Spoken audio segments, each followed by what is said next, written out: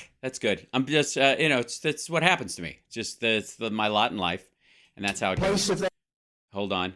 And here we go. We're back, and hello, and sorry about that, and welcome back, and hi, chat room, and hello, and Ty, and share the show, because it won't happen again, because I just turned off every light in the house.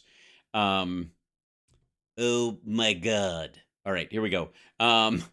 Shall we continue again? We're good? Okay. Hello. I just got to let you know. I'm back. All right. They happen to be lawyers representing Republicans, and they treat lawyers like they're criminals. It used to be if you had a lawyer, the lawyer was somebody that was very much... Whoops, hold on. Get out of here. Stop it. Considered from the standpoint of what we're talking about, above reproach. Now they get thrown in with everybody else, and it's a very unusual situation that's... Yeah, asshole. You sought out attorneys that were like Roy Cohn. You hung out with Alan fucking I left my underwear on Dershowitz when I got a private massage at Jeffrey fucking Epstein's house. And then Michael Cohen lies and goes, says who, and threatens everybody until he realizes you're not going to be as loyal to him as he's been to you. And he's like, oh, fuck, I've been an idiot, and turns his fucking life around after going to jail for you. Oy. Taking place. And again, legal scholars can't believe what they're witnessing. And yet, after going over 11 million pages of documents, I built a great company. They've got nothing. Think of They just put his CFO in jail. 11 million pages. Yeah, it's going to take a while to go through all that shit, asshole. And my tax returns on top of it, and they're a big return. They're a big return. Probably makes me the most innocent man in the history of our country. Friends of mine say that. Yeah. Friends of yours.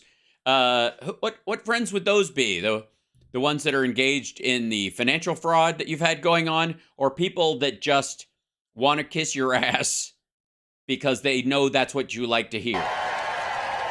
Very successful friend of mine said, you know what, President, on page 3. A very successful friend of mine said, President, he doesn't even call he didn't say President Trump, he just says President. Just because he can't bring himself, what is it, that if he says your name, he gags? They got me. Got 11 million pages we gave over to various groups, including Congress. To various groups. I haven't gotten my pages, have you? The new weapon being used by out-of-control, unhinged Democrats to cheat on election is criminally investigating a candidate. Bad publicity and all. You get bad publicity. It's the craziest thing. I got bad publicity and my poll numbers have gone through the roof. Would you explain this to me? Explain that to me, Dan. I can kind of give you a generalized idea of who. Okay, the Republican Party, a shadow of its former self, and of course, an organization that, if it ever stood for anything, certainly doesn't fucking do it now, is now everybody has left that considers themselves a kind of genuine conservative and are just calling themselves independent or saying shit about either party, blah, blah, blah. They ultimately vote Republican as far as their House and Senate races and the like, but they don't call themselves Republicans anymore, and therefore they can't respond to polls if they say, are you a registered Republican? They no. And so they won't ask them. And so by the time you're asking someone if they're a Republican, if they're going to vote for you or Ron DeSantis, you're asking such a narrow group of people that effectively the only people you're ever going to get on the phone are the front row Joes. Mr. Congressman, he's loud. You got to explain it to me because nobody else has ever heard of it. But you know what? It gets so much publicity that the case actually gets adjudicated in the press, and people see it's. The case gets adjudicated in the press. No, it doesn't. The press doesn't get to sentence you. A jury does. Bullshit, and they go and they say it's unfair.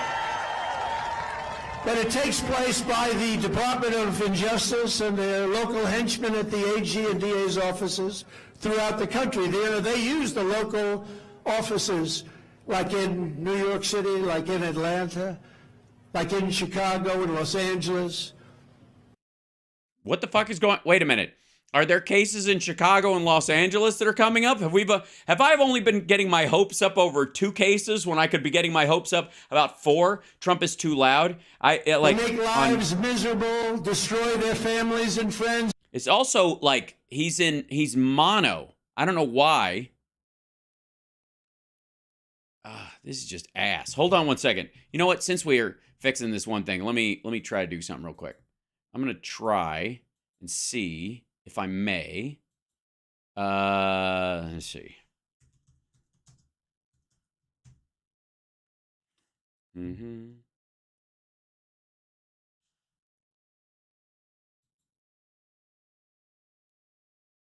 That's the same shit. Hold on one second. Go back.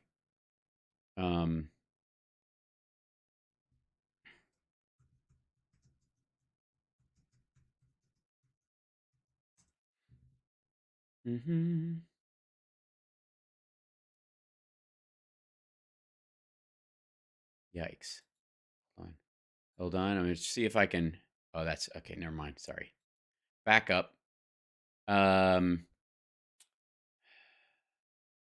C-SPAN doesn't let me stop and start as much as I'd like.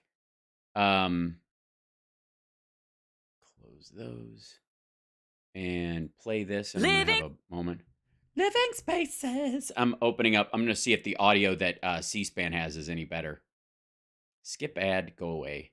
Thank you. Okay. Here we go. Everybody goes and votes, and then in some cases you go and vote and the machines are all broken. Afraid to do something about what has happened, and they have to fight the Supreme. God damn. So they're trying to fix his audio everywhere, and it's too quiet here. Court didn't have the courage to right the wrong of the 20. Didn't have the carriage. All right. We'll stick with this for a bit. Sorry. Even though they know these people are innocent, in many cases they're patriots. They're not guilty of anything, and yet they have to go through hell. And if you're running for office, even then, but I don't think they'd ever go after him. But we have some great congressmen that probably they wouldn't go after because they're too clean. They're the cleanest people I've ever met. They come from Texas. They have to be clean. They have to be clean. Yeah, describe that. What better description of Ted Cruz can you come up with than, the guy whose wife you called ugly and said his dad fucking killed JFK and he's been accused of being the Zodiac? Yeah. But let's say they're not that well known. Slygator and Tabula says it's not you, Hal Sparks. It's Mike is shite every stream. God, thank you. It seems like it. I mean, hey, who am I to judge a billionaire? You guys, I've had mic struggles. I've had to go from one $200 mic to a $300 mic and then back to a $200 mic. Obviously somebody with his resources. Who am I to judge the audio quality of his production? You know what I mean? Doing a good job, and an investigation is started into one of these many great people. They're going to lose their race. They're going to lose their race. And they do it all the time. They're using investigations now because it's harder for them to stuff the ballot boxes, of which they stuff plenty. Of which they stuff plenty. Thanks for becoming members on YouTube, by the way. Thanks, guys. Marjorie is here. Truth to Vote. Talk about somebody who's been stuffed plenty. Sorry.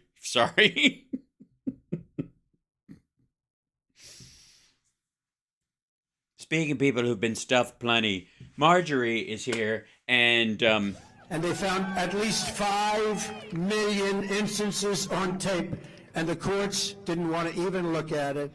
5 million instances on tape, and the courts didn't even want to look at it. 5 million. Yeah. Does anybody actually think that happened? I don't know where the fuck that thought even gets into his goddamn head. The district attorney of New York. 5 million. Shut the fuck up. Under the auspices and direction of the Department. Oh, sorry. The Aspis Force. What? The Aspis Force. Oh God. Wait.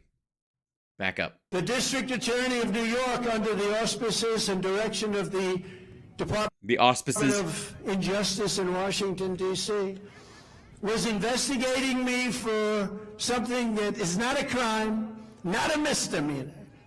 Describe it. Tell them what happened. Just break it down. Tell them what. It's not a crime. It's not a misdemeanor. What? Obviously, they're charging you with a crime. So what was the thing? Oh, right. Your wife was home with your 5-month-old and you were fucking Stormy Daniels or trying to fuck her, and she just let you get it over with so she could leave. Not an affair. I never liked Horseface. It's just not. It's a terrible thing. Hi, stupid. This is one of those situations where, you judging someone else's looks is fucking hilarious. But on top of that, no one said this was an affair. Stop inflating it so that you can deflate it, in your remarks. This is an inflatable straw man. You don't have to like somebody to fuck them, especially when you're Donald Trump. You don't even like yourself. You don't even like your wives. That wouldn't be the one. You're right, it wouldn't be the one. There were several because you have money. There is no one. We have a great first lady. There is no one. We have a great first lady. But enough about Alina Habba.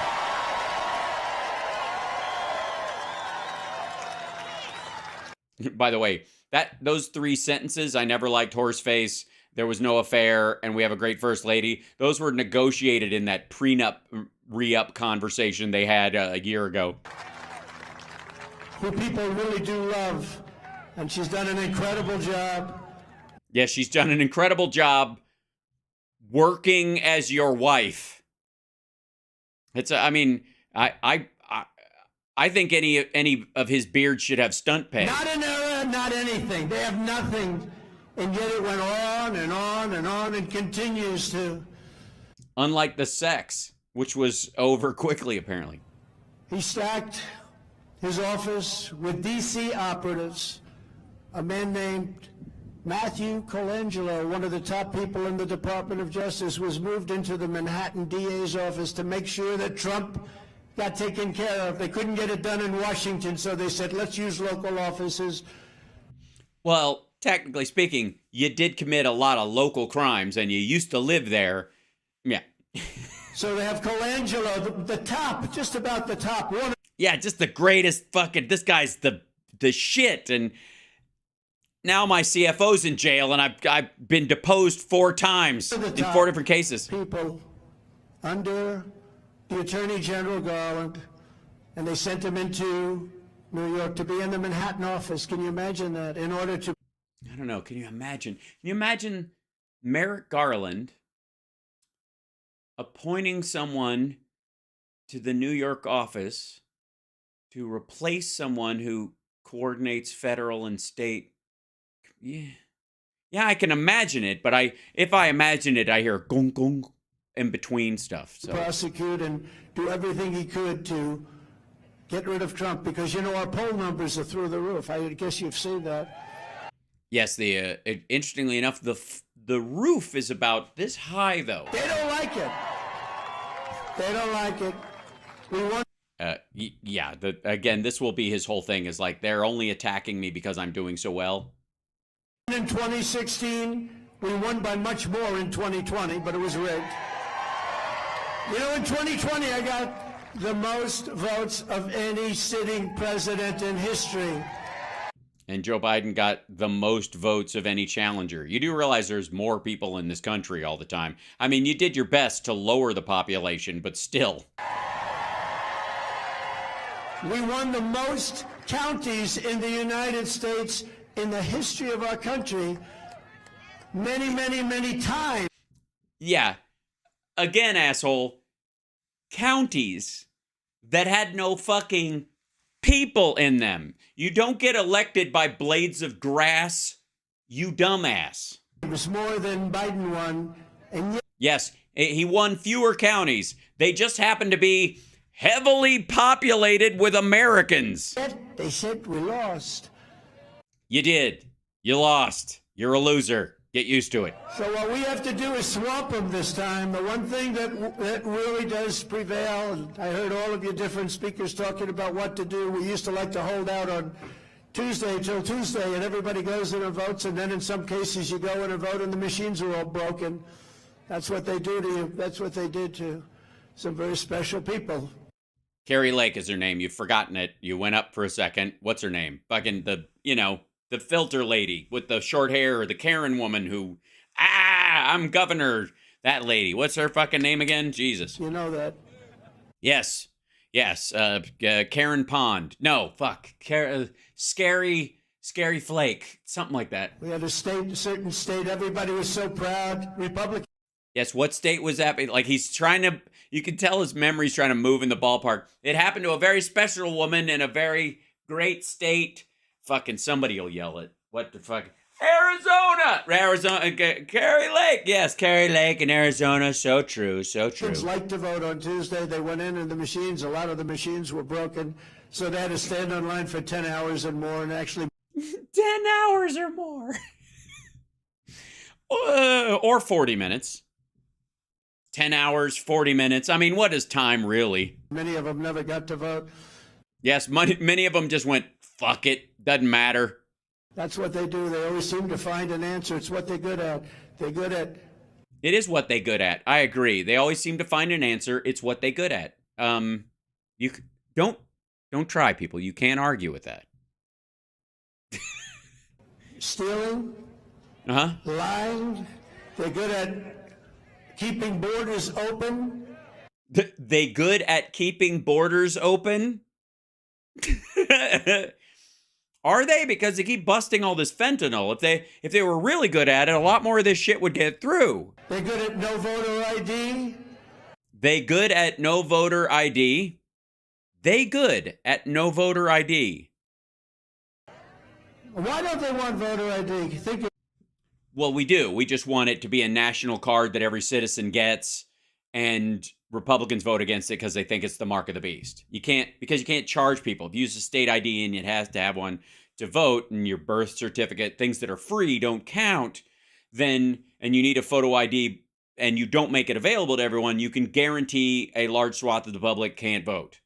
And even in situations where you're like, it's fine, most people can get it or whatever, then as soon as it becomes the law, then you've got a strategy where they're like, all right, now we start shredding people's IDs if they get pulled over. We pass a law in fucking Mississippi that says if you got, we hold on to your driver's license or we hold on to your ID until you show up for court, and then we arrest a bunch of people or pull people over all of October, and then by the time they get their ID back, it's fucking December and they can't vote.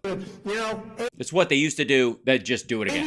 88% of the Democrats want voter ID, but not the... Right, but we want a federal ID given by the government that everybody gets that's equal. For free. It's free. It doesn't cost you anything. As a matter of fact, it's your right as a citizen, because your rights are some of your rights are predicated on this thing. It shouldn't cost you money. If these are God-given rights, then you can't charge a God fee. That's why they call it tithing and why you can't tax them. There's only one reason you don't want voter ID, because Republicans won't allow it to be free for every American citizen. You want to cheat on elections. Oh, see, that was my other one. You're right. I didn't even think about that one. I was thinking practically and realistically. It was silly me. And the Republicans cannot take it any longer. They can't take it any longer. They've been taking it long enough. Get tougher, but they cannot take it. These Washington Republicans like Mitch McConnell, who's the absolute worst.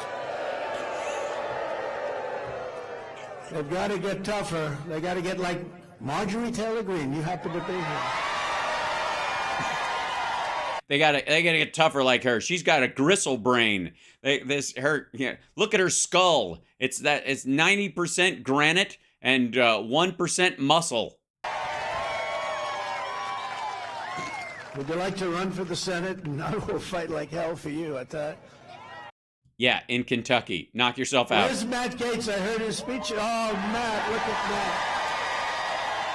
Oh, Matt, look at Matt. He's we're dressed in like a dandy used car salesman. He laid it out there, didn't he? Yeah, he did. He dosed it and put it on an airplane and flew it out of state and laid it out, and it never woke up. I said, I was watching. I said, maybe he's got a little too far. And then I realized, no, he hasn't. That's really, he's given some very good facts, and people like it. That's why he...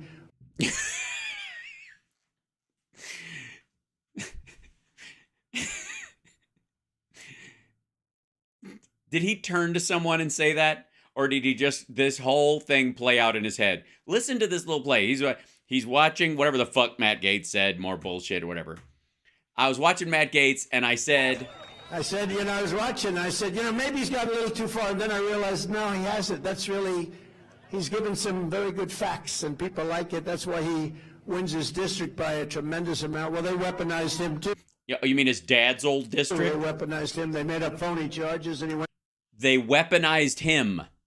Through 2 years of hell, and he turned out to be a brave guy. It is a good test. You have to say that, Matt. It's a hell of a test. We learn about people.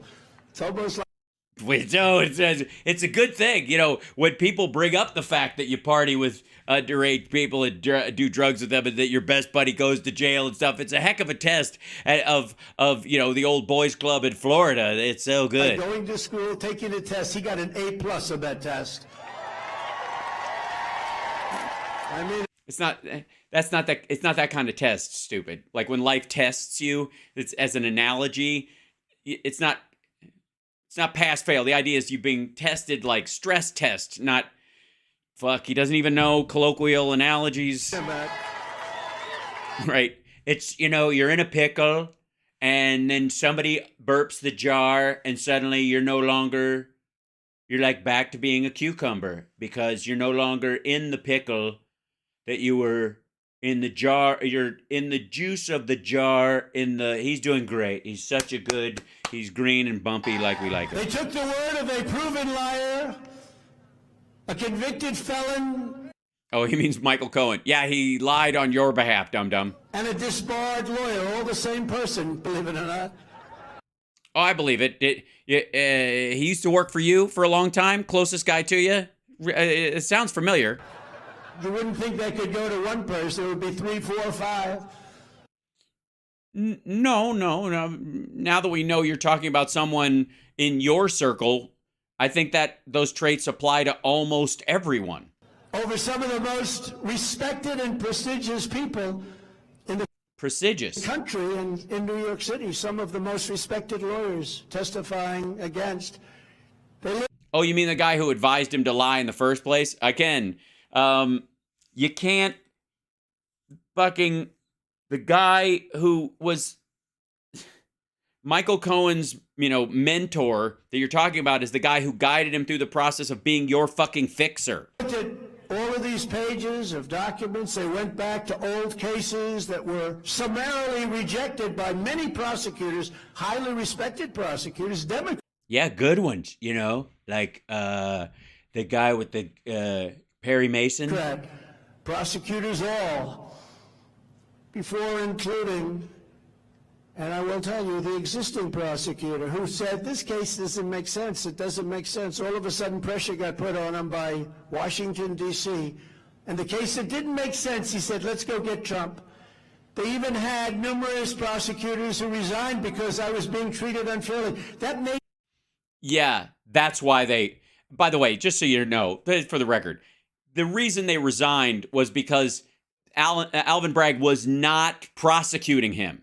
They quit because they wouldn't go after him. They were like, fuck this. If you're not going to try this asshole with all the evidence that we have seen, I'm out. It is precisely the opposite.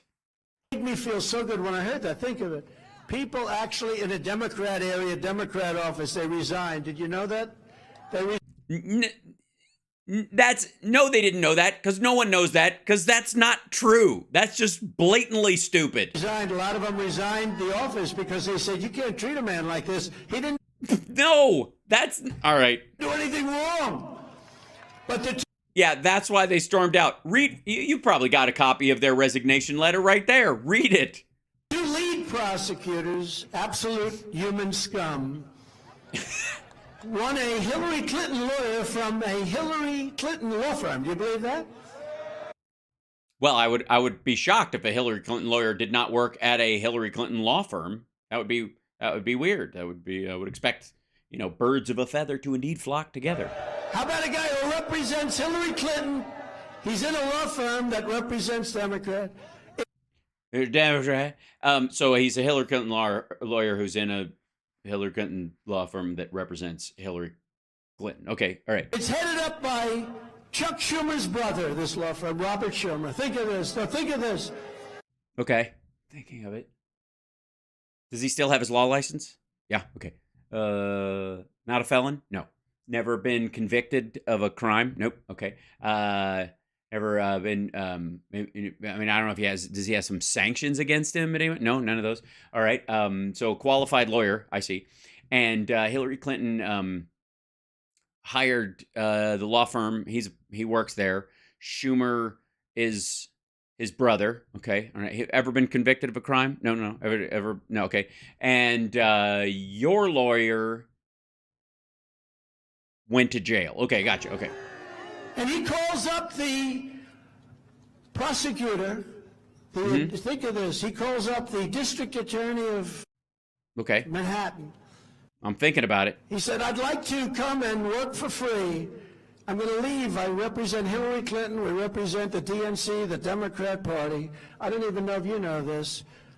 No, this is brand new. So do you have transcripts of this perfect phone call? Because I mean, not that I'm not enjoying the radio play, but... And he said, I want to work for free. He's a bad guy, known as a bad... Yes, only bad people work for free. I agree. Hold on one second. There's only one breakaway here. If somebody comes and offers to work for you for free, obviously...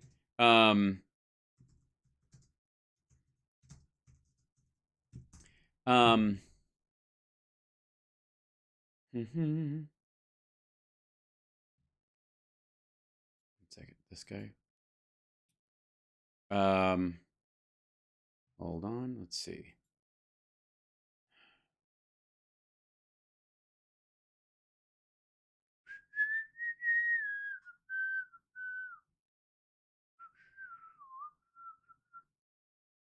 Oops, where is it? Hold on.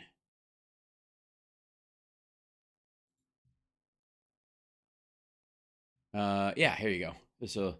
If anybody works for free, they cannot be trusted. Obviously, what kind of a scumbag shows up and says, I'll work for you for free? Obviously they got something going on.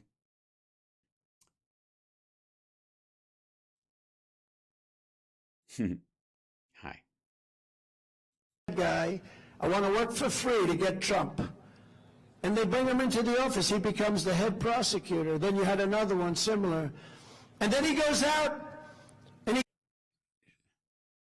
You had another one similar. He quits because the head of the office, who I respected, but then he went bad because he succumbed to pressure. But the head... He succumbed to pressure? But then he went bad because he succumbed to pressure. But I see. I beg your pardon. He did what now? Expected, but then he went bad because he succumbed to pressure. But yes, I'm sorry. Yes. If you have succumb on your bingo gibberish, congratulations. You've got the secret word. Turn over that one little panel and see what prize you got. The head of the office said, no, we said, what the fuck does succumb mean? And quit. Can't get him on anything. He didn't do anything wrong. Changed his mind a little bit on a couple of little things, but that's okay. But he was under a great deal of pressure. Now I understand that he's made up his mind and he agrees with his original feeling that we did nothing wrong. But how about this? A guy no. leaves private practice representing Hillary Clinton, goes for no salary, no anything. He goes... Again, never trust somebody who will do that kind of work for free. Like that kind of anybody who works at that level of government or campaigns or anything like that, who works for free, obviously a fucking scumbag. Beware. Totally. I'm with you. Right. Go ahead. Into the district attorney's office to... Wearing a nice three-piece, something like that, little bow tie, got his hat cocked to the side, cigarillo hanging out of his mouth, and he says... Donald Trump. He doesn't get what he wants. Nope. So he leaves the office in a huff, and he writes a book. You can leave in a taxi. If you can't get a taxi, you can leave in a huff. If that's too soon, you can leave in a minute and a huff. You know, you haven't stopped talking since I got here. You must have been vaccinated with a phonograph needle. And the book is published during the case ongoing. And during the case ongoing. Fuck, this is a masterclass. I hope everyone... I mean, basically, if you have one of those vocabulary calendars, I'd set fire to the fucking thing right now, because you're never gonna... I would just rewatch this a bunch. Yeah. If you confabulate any kind of the tricks to naval isms that he's actually pontificating, you'll learn that there is a verisudinal albatross reasoning to everything that he's procrastinating. I will say this, he has been absolutely killed by the media, even the fake news media back there. Oh, that's terrible. He's been absolutely killed? Has his next of kin been notified? A lot of them I see. Oh, look at that. Oh, wow. There's a lot of action. There's C-SPAN and RSBN and Newsmax and C-SPAN and RSBN and Newsmax and the local Waco news service that the last big story they had, of course, was involved a bunch of people setting fire to a compound. Boo! Fake news. Wait, is that Christina Bob back over here? Hold on, wait. It looks like Christina Bob's, like, junior high picture right here. Okay. And they say that in itself is enough reason that should have stopped a long time ago. Yeah, just the fact that the media's yelling at him, that should have shut it down. So he goes in and he writes a book, and he makes money off a book, telling what went on with the grand jury. What do you think of that, Mr. Lieutenant Governor? You think that's fair? Mr. Lieutenant Governor. His name's Dan Patrick. You don't know his fucking name. Like, you only know it half the time. No wonder his friends call him president. He doesn't remember his fucking name half the time. Sounds like a fair system. It's a rigged system. Like we had a rigged election, we have a rigged system. Yeah, we've got a rigged, like, all of it's been Jerry rigged and Jimmy rigged and Riggs and Murtaugh from Lethal Weapon. It's terrible. And you almost have to say, what does our country come to? Yeah, but not quite. You almost have to say it, but... Review after review, even by the biggest, greatest legal scholars, some of whom don't like Trump. Like... Yes, because they've seen evidence. Alan Dershowitz said, I don't want to vote for Trump. I never voted for Trump. I don't believe him. Actually, I think he does, but he does that to give himself a little credibility with his friends, the Democrats. Yeah, that's... that how dumb? This dumb. I think he votes for me, personally. But yes, and I also think the woman who gave him a massage wasn't an adult woman, and an old Russian lady. And I don't think he remained even partially clothed. And anybody who goes to the apartment of someone in Manhattan where the apartment is worth $70 million, but they paid $1 for it, is engaged in criminal activities. Fuck you. But he even said, in 60 years of practicing law, it's the worst abuse I've ever witnessed. I've never seen anything like it. There's no case here, but that's Alan Dershowitz, a Democrat. Uh-huh. A Democrat, by the way, whom he just said, I don't believe he's really a Democrat. I think he voted for me. Greg Jarrett, who's a great scholar, great guy. Greg Jarrett? He came out with Great scholar. All right, scholar. We're going with scholar on this one. All right. I have a personal belief that if you're going to refer to yourself as a scholar, you have to wear a graduation hat at all times. Reports that were so damning or so horrible to actually read it. But this is really prosecutorial misconduct. Hold on. He just zoomed past that. Greg Jarrett scholar and what? A great guy. He came out with reports that were so damning or so horrible to actually read it. But this is really... He came out with reports that were so damning it was actually horrible to read it. Sorry. I couldn't get through it. I don't even know. Fucking dudes. I mean, you think I talk like shit. You should see this asshole's punctuation. Prosecutorial misconduct. That's what it's called. The innocence of people makes no difference whatsoever to these radical left maniacs. Yes, the left is very big on just filling prisons for no fucking reason at all. Yeah. It is worse, actually, in my opinion. Hard to believe anything could be worse than this, but... Yeah, no, I mean, obviously the Holocaust and, the way, like Native children were treated in the school system and the Canadians that were, in the Canadian schools that we found out about. And obviously what happened to the people who were in the path of the tornado, that's horrible. And obviously, but I mean, it didn't happen to me. So, everything being relative, this is the worst thing ever. I think it's worse than ballot stuffing or media manipulation by the FBI working together with Twitter, Facebook, and the rest. Remember when that came out 4 weeks ago? Was it 4 weeks ago? The Twitter files so damning. That the FBI was working to make sure that nothing bad is said about Biden, but is... Yeah, they're doing a shit job if that's the case. Have you seen the hashtags? It was bad before Elon Musk took over. As much bad as possible. I'm sorry, Mr. Best Words, what were you saying? That nothing bad is said about Biden, but as much bad as possible is said about Trump. And as much bad as possible. Well, as much bad as possible is said about Trump. Is there a memorandum where they actually throw words in that particular order that I mean, what's the podium for if not evidence? That had more of an impact even than Truth to Vote with the ballot stuffing, where they caught ballots being stuffed on Truth to Vote. tape, all live on tape. No, they did not.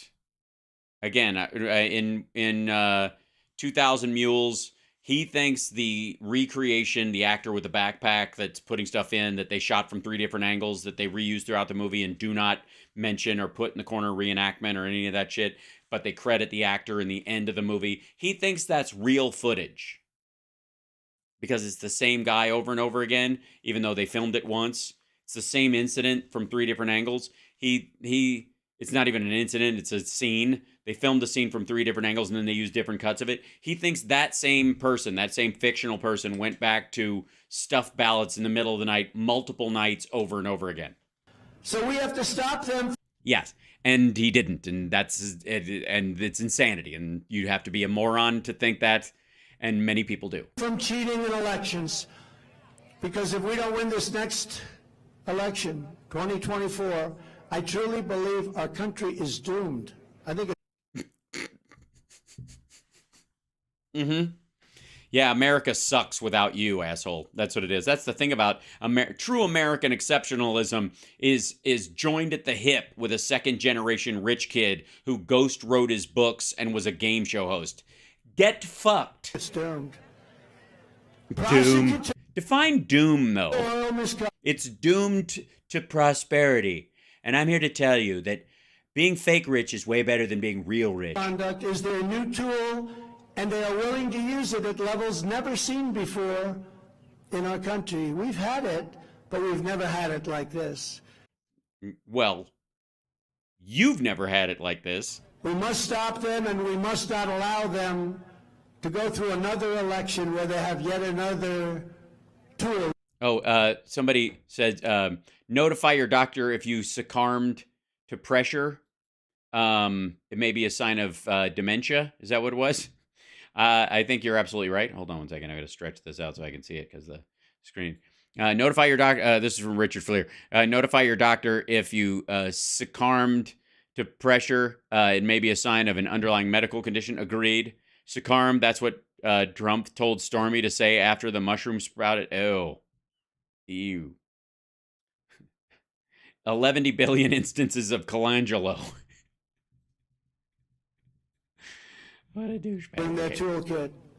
Not Remember you, him. everything I've endured, all of the hits, all of the attacks, all of the assaults and pain of my loved ones. My loved ones have suffered.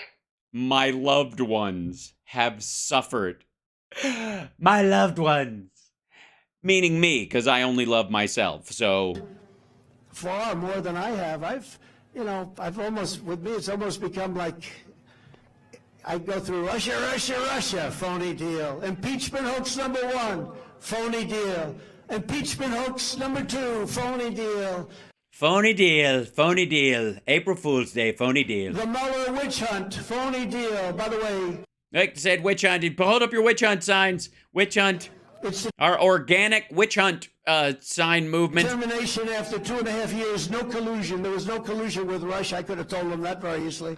But they knew that because they had the laptop, and the collusion was with Biden and Hillary Clinton, who worked with them on the dossier paid for by Russia. But they don't do anything about it. Wait a minute. Hold on. I thought the whole complaint is that Hillary Clinton paid for it, even though she bought it from the Washington Free Beacon, and they paid for it and then they shelved it.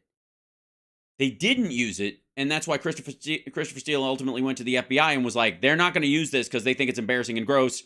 So would you look into this? Because there's a lot of crimey fucking shit on this. All right. And thank you, Hal, for making this menace bearable. Let's see a Chippo or a Chud, please, for an intermission. I will do that, MJ. Yeah, I'll get a cat in a moment. Yeah, give me a second. So Because we're yeah. I hear that, and you get a little bit hardened to it. You get a little bit immune, but they do tremendously big damage to great people, your family They do tremendously big damage to great people. members and your friends and your associates and people that work for you and everybody. And everybody, friends, associates, people that work for you, I guess would be associates, professional associates. I never ran for office. If I never took on the deep state, so I never ran for office before. I mean, I ran one time and I won. It happened to be for the president. I never ran for office. I didn't want this. Why are they picking on me? Oh, I was president for 4 years and I was a fuck up. So that's good. See, so that's good. I had a senator come in to see me once. It said, Sir, President, Sir, President, Sir, President, President, Sir. A few years ago, he said, Tears in his eyes, I guess, as he lines up this shot. Sir, Fucking hell. you've only done this for 1 year. I've been running for office, sir, for 28 years. I ran for president a couple of times. I'm greatly experienced. I think you should listen to me. I said, well, I've only run one time. I've only been doing it for 1 year. And I became president of the United States. So I want to listen to you. I don't want to listen. Yeah, but that guy got reelected. I think, if you're going to be split hairs about it. Listen to them. I'm glad you didn't. I am. I'm sincerely glad that your ego wouldn't allow you to listen to somebody who got reelected because you might have. But thank God you're a complete fuck up. But if I never did run for office, if I never took on the deep state. Pardon me, I took on the deep state. Oh, conspiratorial jargon alert. Yes, I'm all for winding back the clock. Is there some way to get Biff Tannen and like get the Sportsman's Almanac out of his hands? If I never stood up to China like no other president has ever stood up before. Obviously, the last 3 months of your presidency, you were mad. The rest of the time, you were you were basically getting protection money. You didn't even know China was a problem until I came We didn't even know China was a problem. Really? along. China was ripping us off, making $600 billion It was 500, but he always adds. a year, 600 billion. And I did a little tariff hunting with them, and we I did a little tariff hunting. took in hundreds of billions of dollars. I got the farmers of our country $28 billion because of the abuse. So you took in hundreds of billions. The tariffs were largely about agriculture, and they only got, where'd the rest of it go? That they had to take. The farmers love Trump. They keep saying, oh, I think DeSantis can do okay with farmers. DeSantis. I don't think so. Based on polls, he's not doing okay with anything. Well, it's never good to try and destroy Social Security. It's never good to... Oh, good. He's cul-de-sacking into fucking with Ron DeSanctimonious now. He's going to go after DeSantis for a minute. Yeah, DeSanctus, because he calls him DeSanctimonious. And again, the idea... Like, DeSantis as a... The idea that he's sanctimonious as a character trait, and that's what you want to attach to him, I don't fucking get that at all. It's like accusing him of being pious or some shit. Like, how in the world is that a trait, A, that he has and that's useful, and B, that's a negative in with these fucking people? Raise the minimum age to a very high level, which was not the minimum age? good. And raise the minimum age to a very high level, which is not very good. Hold on. Shit. Run that by me again. Minimum age to a very high level, which was not good. That's what he wants to do. That's what the Sanctus. It's never good to try and destroy Social Security. It's never good to raise the minimum age to a very high level, which was not good. And raise the minimum age to a very high level, which is all right. To go against Medicare and try and obliterate it. These are a few of the good facts. It's also not good when you... These are a few of the good facts, as opposed to the bad facts, the one that keep getting you in legal trouble. You look statistically at how he did on COVID. Not well at all. He's in a very bad position. Or you look at how he does on crime. Not good. Not. Yeah, Florida's a shithole. Like I don't know if you know this, but since DeSantis has been governor, like this major, obviously idiotic and low-res crime, kingpin dude has moved down there and is like living in the tower of a golf course. It's like he's held up there or whatever. And DeSantis just lets him come and go as he pleases. And apparently he was in league with Epstein back in the day, and he just fuck all about it. It's weird. Good. We have great Republican governors, actually, who did really much better, who shut down their states for a very You mean like DeWine? short time, or in some cases didn't shut them down at all. I look at South Carolina, South Dakota, Tennessee. I mean, we had some states that did a phenomenal job with no shutdowns. I gave them the right. Yeah, the states with no one in them did particularly well. It's easy to social distance when people are miles away. Not to shut Nothing down. after what we had. Buddy, you didn't have to shut down. But in the case of Florida, they unfortunately did shut it down. They shut down the beaches. They shut down everything. So now that people are finding out about what happened, they're saying, man, he's dropping like a rock. And I wonder why. But, you never like it when somebody comes, you say, I'm a loyalist. They say, sir, don't talk about that, sir, because people don't want to hear that, but I do, because I'm a loyal person. These people over here have been very loyal to me. Marjorie, Matt. Oh, this is great. So, yeah, I'm a loyalist. Yes, this is the conservatism be damned. This is about loyalism.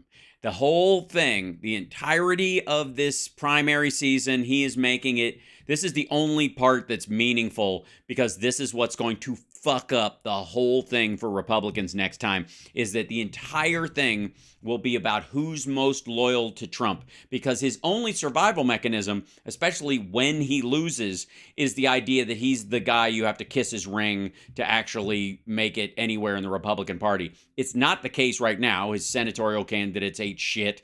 Kari Lake obviously didn't win. So there's a lot of areas where once you go statewide, he can get these little counties and get behind these like hyper red districts, and he can make some moves there and He basically sets Don and all these people on, like, find people who are a shoe-in and I'll back them and that'll keep my numbers high. But when he goes statewide in states that have to be, worked for in any way, just like he's in Waco because he thinks he won the district by 100%, he can't do the work. It doesn't turn out.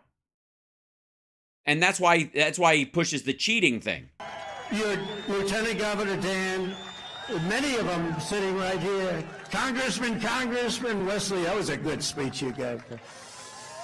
But they've been very loyal, but I'm a loyalist, and when a man comes to me, tears... Oh, this is the tears in his eyes, I guess, as he lines up this shot. Former greenskeeper about to become the Masters champion. Tears in his eyes. Tears in his eyes, I guess, as he lines up this next shot. He's at almost nothing in the polls. And he's fighting somebody that's at 42, and he's got almost $30 million in the bank. He's at almost nothing. He's got no cash.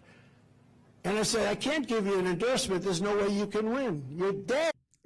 And again, you're dead. Also, this is after he's won the gubernatorial primary.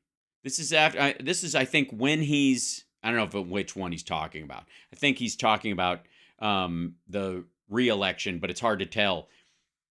But there is no other Republican in this situation. You endorse him because he's the Republican, in theory, in the state you fucking live in. The idea that he wouldn't endorse DeSantis but because he can't win, not because he doesn't deserve it. You don't endorse people just because they're capable of winning. You endorse them because they represent the values that you think your voters resonate with and should carry through. And again, this is the numbers game. This is him giving away the entire game. But he fought a little bit like 150. He was certainly no Jim Jordan, that I can tell you. He fought a little bit, just a little. You're right, because DeSantis, as much of a fuckwad as he is, won a statewide office. Jim Jordan can't. A little bit on impeachment hoax number 1, impeachment hoax number 2, meaning on television, because I didn't know. Meaning on television. Very well. It's the only place anything matters. But I saw him, so he came and he really wanted. I said, you can't win, can you? How do you can win? Sir, if you endorse me, I'll win. Please. Please, sir, endorse me. And I said, all right, let's give it a shot, because honestly, the Secretary of Agriculture, Adam Putnam, good man, but I never met him. I didn't know him. So. Jesus Christ. Great guy. Don't know him. If he's fucked up, it's not my fault. I never even saw these assholes before. I don't feel guilty about it. If you don't know somebody. I wish I knew him, actually. You want to know the truth? I wouldn't have done this. So what happened? Jesus Christ. What happened is, I said, let's give it a shot, Ron. And I endorsed him, and he became like a rocket ship. Within one day, the race was over. He got the nomination. Oh, he's talking about in the primary then. Then he had to run against a man that was the hottest in all of politics. He was the hottest in all of politics. It's a big field. The hottest person, remember, it was him and Stacey Abrams, the two hottest people in the Democrat Party. So we laugh at him now, but at the time, he was one of the hottest people in politics, Matt, right? He comes from a state that Matt's very familiar with. Florida, where DeSantis was running, because Matt's from Florida, because you're talking about Florida. Yeah, that's why you reference a Florida congressperson when you're talking about a story. Fucking hell. Now, he turned out to be a crackhead. But I did rallies for Ron that were massive rallies, and they were very successful. And believe me, if that guy wasn't a crackhead, he totally would have still won, because my rally. So we got him the nomination. We then got him the election. He said, I don't think I can make it, because the other guy was really popular, believe it or not. No. He was an underdog in Florida. He was going to be the next president of the United States. But that didn't work out too well. They caught him in a crack den. No, they didn't. Of course, anything goes in politics today. He could maybe make it. That's right. Once you've been elected, like, who gives a fuck? I'll take, like, what is it, former crackhead versus this guy? I'm going with the lesser of two evils. Maybe he's going to make a comeback. Who knows? But think how bad Florida would be. Remember one thing. Florida. Yes. Think how bad Florida would be if a former crackhead got his act together and ran for governor. Because I will say, if I may, that the worst thing you can do is, hang around with a former crack addict who thinks that, he knows about politics. And, if that guy backs you, if a former crackhead gets his act together, and then, what is that? If a former crackhead gets his, tells you he's got his act together, don't believe it. Because he's probably just, like, yeah, you went to Hardee's. That's because that's where the crack dealer had. Do you guys see that? Anyways, where was I? Oh, yeah. You can't trust former crackheads, ever. Especially if you want them to head up your movement or be, pivotal or, I don't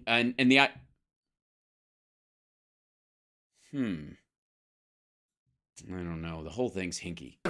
Has been tremendously successful for many years, long before this guy became governor. Florida was tremendously successful under Rick Scott. Under Rick Scott. Under the Bushes, you mean? He was, look, whether you like him or not, Charlie Crist, it was very successful. He was a Republican at the time. But Florida's been successful for decades. Yeah, because of Disney and a never-ending beach, you dumb fuck. Wait, tell me about the take fishing and fish processing off the table and puka shell art, and then just like beach shell art of all sorts. Put that off the thing, and then tell me about and gator skins. Take that out of there. Tell me and universities don't count because, again, they get federal funding. And tell me about the great factories in Florida, the manufacturing base in Florida. Oh, sorry, what? It's largely cruise ship ports and Disney, and they float on that, and then vacationers because of the weather. And sorry, what? Oh, California's kicking their ass with oranges still. Okay. In fact, probably as or more successful than it is now. It's just he can't not dig. He doesn't realize that, like, so you're essentially saying that Florida's taken a shit since you moved there. Gotcha. When a man, you get him elected, and there's no quid pro quo. Get rid of that word. Remember those words? Quid pro quo, with the perfect call I made with the Ukrainian president. But when you're getting... But in this case, there should be a quid pro quo, and I'm fucking pissed. Guy, so he gets the nomination because of you. He wins the election because of you. 2 years later, the fake news is up there saying, will you run against the president? Will you run? And he says, I have no comment. I say, that's not supposed to happen. I have no comment. No. So I'm not a big fan, but... He's supposed to say absolutely not and then pull out a picture of my butthole and tongue it on 60 Minutes. I love, that's right, he's a disciple of Paul Wright. He is actually a disciple. That's why he wanted to cut Social Security and Medicare. But I think we're doing really well. I mean, we're up at levels. I don't know if they have them on the screen, but they might put them up on the screen. Yeah, put the polls up on the screen just so that Rasmussen, totally trustworthy, and don't put up the one where if I don't run for some reason because I legally can't or I'm in jail or some shit like that, that DeSantis gets the exact same fucking number of votes. The polls, the last 4 or 5, actually the last month. Yeah. Cut to it. And show it. Put the other ones up. You'll see some numbers that are incredible. You'll see some numbers that we just had one today. 69 for Trump, and I think 18 or 19 for DeSanctimonious. Yeah, we were at 69 in one today. But again, Rasmussen. If I never fought the Marxists and the lobbyists and the rhinos and the open border zealots, If I never fixed our military, and I rebuilt our entire military, we defeated ISIS. We took out... Yes, that's why ISIS-K killed our soldiers in Afghanistan when we were leaving, because they were just, it was accidental. They'd already been defeated. They just blew up. They were just laying nearby. It was a bomb that was supposed to go off years ago. Al-Baghdadi, we took out Soleimani. We fixed our military and gave you the... Hype train. Thanks, everybody. Twitch.tv/HalSparks. Don't forget to subscribe if you have Amazon Prime. It doesn't cost you a dime. Patreon.com/HalSparks for everybody else. And, of course, there's Venmo and Cash App. Hey, I'm getting better. Largest tax cut in the history of our country. We gave Not true. you the largest regulation cuts in the history of our country. That's why... Yes, why are these trains falling over on tracks that used to work? It should be easy to... Our businesses were doing so well. Not now, unfortunately. Yeah, everything's shit. Like that. Well, obviously they do have a big problem, which is having to pay people more money because they don't have enough workers because people have choices. It's horrifying. And none of this persecution would have ever happened. In other words, if I didn't do all that, I was leading this life. I didn't know what subpoena meant. Bullshit. Now I'm one of the kings. I know I can look at the color. I can tell you where that one came from. Oh, that's a nice... Now, if I didn't do all that stuff, or if I was doing badly in the polls, instead of the numbers we were at 69 and 59 to a very small number, they wouldn't be going after me. I don't know what that is. Run that by me again. Something about I would be fine. I wouldn't be in the polls if they wouldn't be doing polls about you if you weren't. Okay, what was that again? If I didn't do all that stuff, or if I was doing badly in the polls, instead of the numbers we were at 69 and 59 to a very small number, they wouldn't be going after me. Oh, I see. So they're only going after him because he's over 50% in Republican polls. When they go after me, they're going after you. Right. So stop doing so well in these polls, you folks that are not running. I left behind a magnificent life and I stepped up to fight for America because no one else would do it or would do it properly. Matt said it. There was like 19 people running the first time. Yeah. He won't, and now he doesn't want anyone else to run. There's plenty of people who want to step up, and he attacks them if they try.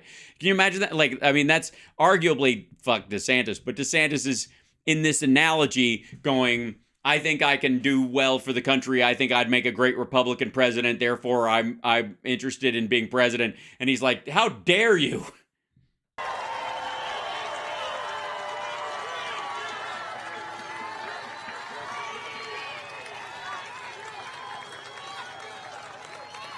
Somebody yelled something, but we're very short on USAs these days.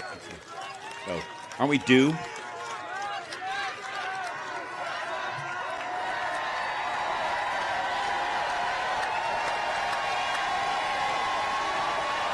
Yeah, I don't know what that was. Somebody was yelling something, so.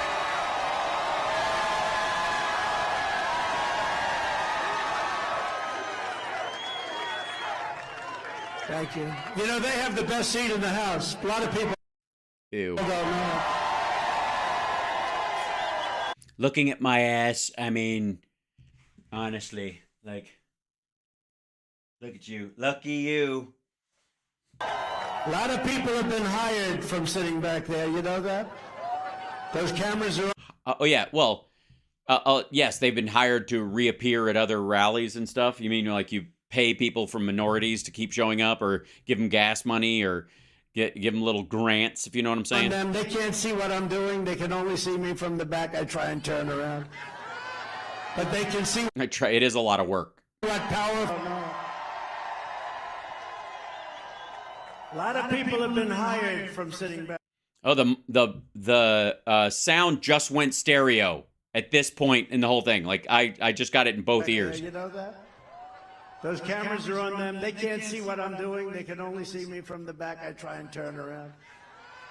But they can see what power... It's a little sparse right in here. Is that weird? I mean, I know so many people probably stood up and wanted to move a little bit closer. We'll give them, you know, it's not like they give a fuck if the place bursts into flames and everybody dies. They'll all die happy in theory. It's just like the Branch Davidian compound, but like as a open faced sandwich. But like this, like look at that. Look at this whole. There's a lot of. I mean, it's pretty. I'm surprised a little bit because I know they were jamming people in there. I figured, you know, they'd let it get a little loosey goosey behind the media stand. Shoulders I have. But those cameras are on there for 2 hours, and every once in a while, a face will be so crazy, so good, so wild, that lots of good things happen for that person. So congratulations. Oh my God, this is like a, you know what? I make stars. It's what I do. It's kind of, it's like a shitty open call version of The Apprentice. It's just the Apprentice bench warmer series. See, they may have a better seat, but I'd rather have your seat. If I was you, I'd rather see my face than my ass.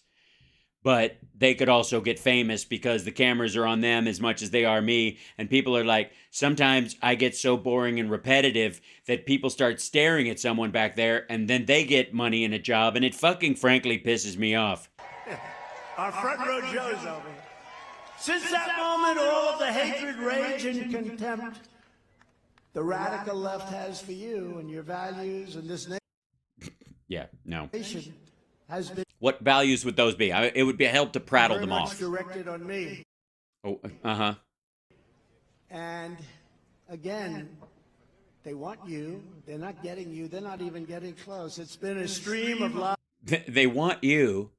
They would love to throw you in jail for leaving your semen on a woman's dress after sexually assaulting her, or calling a governor trying to use your presidential power to manipulate an election so that you can get in there, or years of tax fraud and bank fraud. And so they would love to get you for that, but they can't. They try. They get very close. But you're a bunch of poor assholes who don't have anywhere near the debt scheme that I've been running on for decades. And so they come after me to get to you. They're throwing me in jail for your crimes. I hope you're fucking happy. Lies and abuse that few people could ever imagine. Few people can imagine. Yeah, I mean, I've got a great imagine. I can, yeah, I can do it. I had a man come up to me, very speaking of imaginary things. famous man. Almost everybody probably would have heard. Yeah, almost everybody. Yeah, it's fascinating. I'm a businessman. Okay, I'm all right. We're imagining him. He's an imaginary person. He's an imaginary businessman, and he says, Sir President. I saw him about 2 weeks ago. He said to me, could I ask you, I'd never even liked him very much, to be honest. 2 weeks ago, he sees a guy he never really liked, to be completely honest. And I'm guessing this 2-week-old story is going to be one we have heard for fucking years. Okay. But he did say it. He said, could I speak to you for a second? Yeah. Yeah, but did he call you president, even though you're friends, but you don't like him? Mr. President, I'd like to ask you one question. How do you take it? I said, take. Oh, yeah, dude, this is fucking, like, he told his story last March, for fuck's sake, couple of weeks ago. What? How do you? Putin's dick in your backside. What do you mean? Like what? Take the abuse? How do you wake up in the morning and put on your clothing? How do you put on a shirt? How do you put on a shirt with your hands shaking with rage? And how do you put on a shirt and then as you're closing the collar, create that fold in your neck that would, if you take a picture close of it, would violate the terms of service of most social media platforms. Single day if that ever happened to me, I think I wouldn't know what to do. I say, well, then don't go into politics, but don't go into politics where you're going to make America great again, because you have a lot of people. Well, he probably wouldn't, because he's a businessman and but you don't that's probably why you didn't like him, because he would never want to make America great again, because he's Saudi, right? That don't want to see our country be great. It's hard to believe, but he did.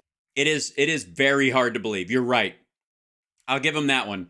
this whole story, everything about it, and the characters involved, the words said, the exchange, the time span from when it happened to now, it's very hard to believe. Ask me that question. I have that question. That's one of the most often asked questions that I get. Okay, so it's not that he's not the same guy that asked it. He gets asked the same one over and over and over again. But, you know, and it's not that this is him attempting to save the fact that he's told this story for fucking years. Wesley, how do you do it? How do you do it? How do you get up in the morning?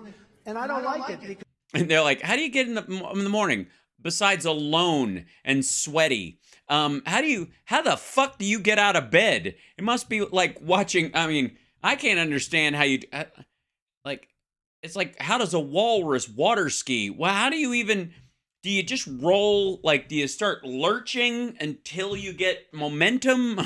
it's such a negative thought. I'll start thinking about it. I don't want to think about it.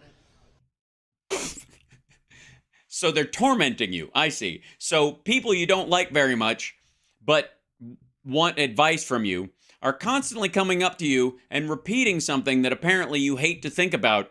And it's because they're complimenting you and not trying to passive-aggressively bully you, I guess? Because if I think about it too much, I'll probably start agreeing with them. But okay. I think we all have something we can write to him on Truth Social now. I'm never going to do that. I'm never going to do it. I'm never going to listen to them. Even though they say it all the time, if I start thinking about it, like I'm thinking about it right now, I'm getting really tired. I'm starting to fade.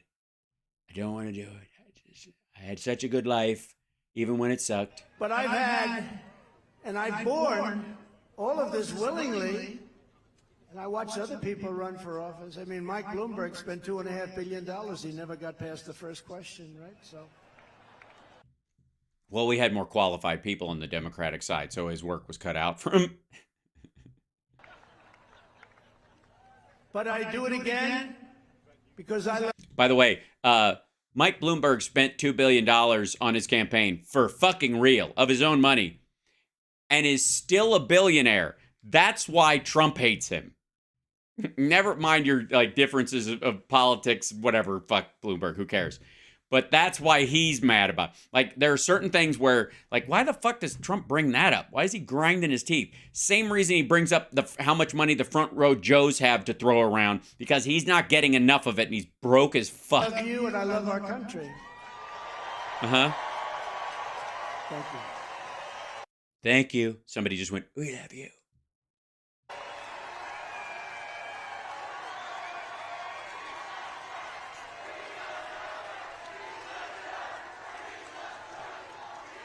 Yeah, they put the "We Love Trump." They start that. It says "I love you" and "I love I love our country." That's in the teleprompter, and then somebody goes, and then the front row Joes know when to do it exactly. I mean, at this point, it's like a choir. You get shit on for preaching to the choir because analogy-wise, it's the idea that you're talking backwards to everybody behind you. This motherfucker parks the choir in the front rows in front of him, so if he gets off track, they can get him back on track.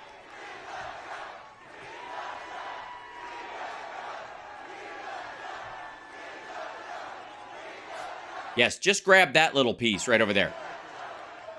Okay, there's some empty spots over there. Some people on their phones. There's a gap up there. This dude and his... I have that tank top, I think.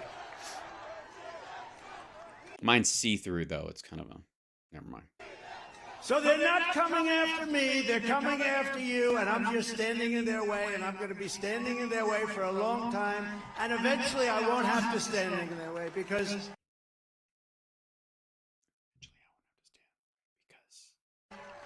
in 2024 we're going to have the greatest victory of them all. We'll have the greatest victory of them all. Well, won't you still be standing in the way, or are you just going to give up? Once you're in, fuck you people. That's what he's basically saying. I will stand between them and you, and then in 2024, when I'm president, you're on your own. By having this delay of 4 years, it was devastating for the psyche of our country. It was devastating. The psyche of our country. Devastating for many people. Yeah. Mainly you legally. When you look at millions and millions and millions of people pouring into our country, devastating. But you know, the one thing it's Yeah, I mean, they're dumping murderers and rapists and drug dealers and insane people into our country, but on a certain level, it's worth it so that you really appreciate me.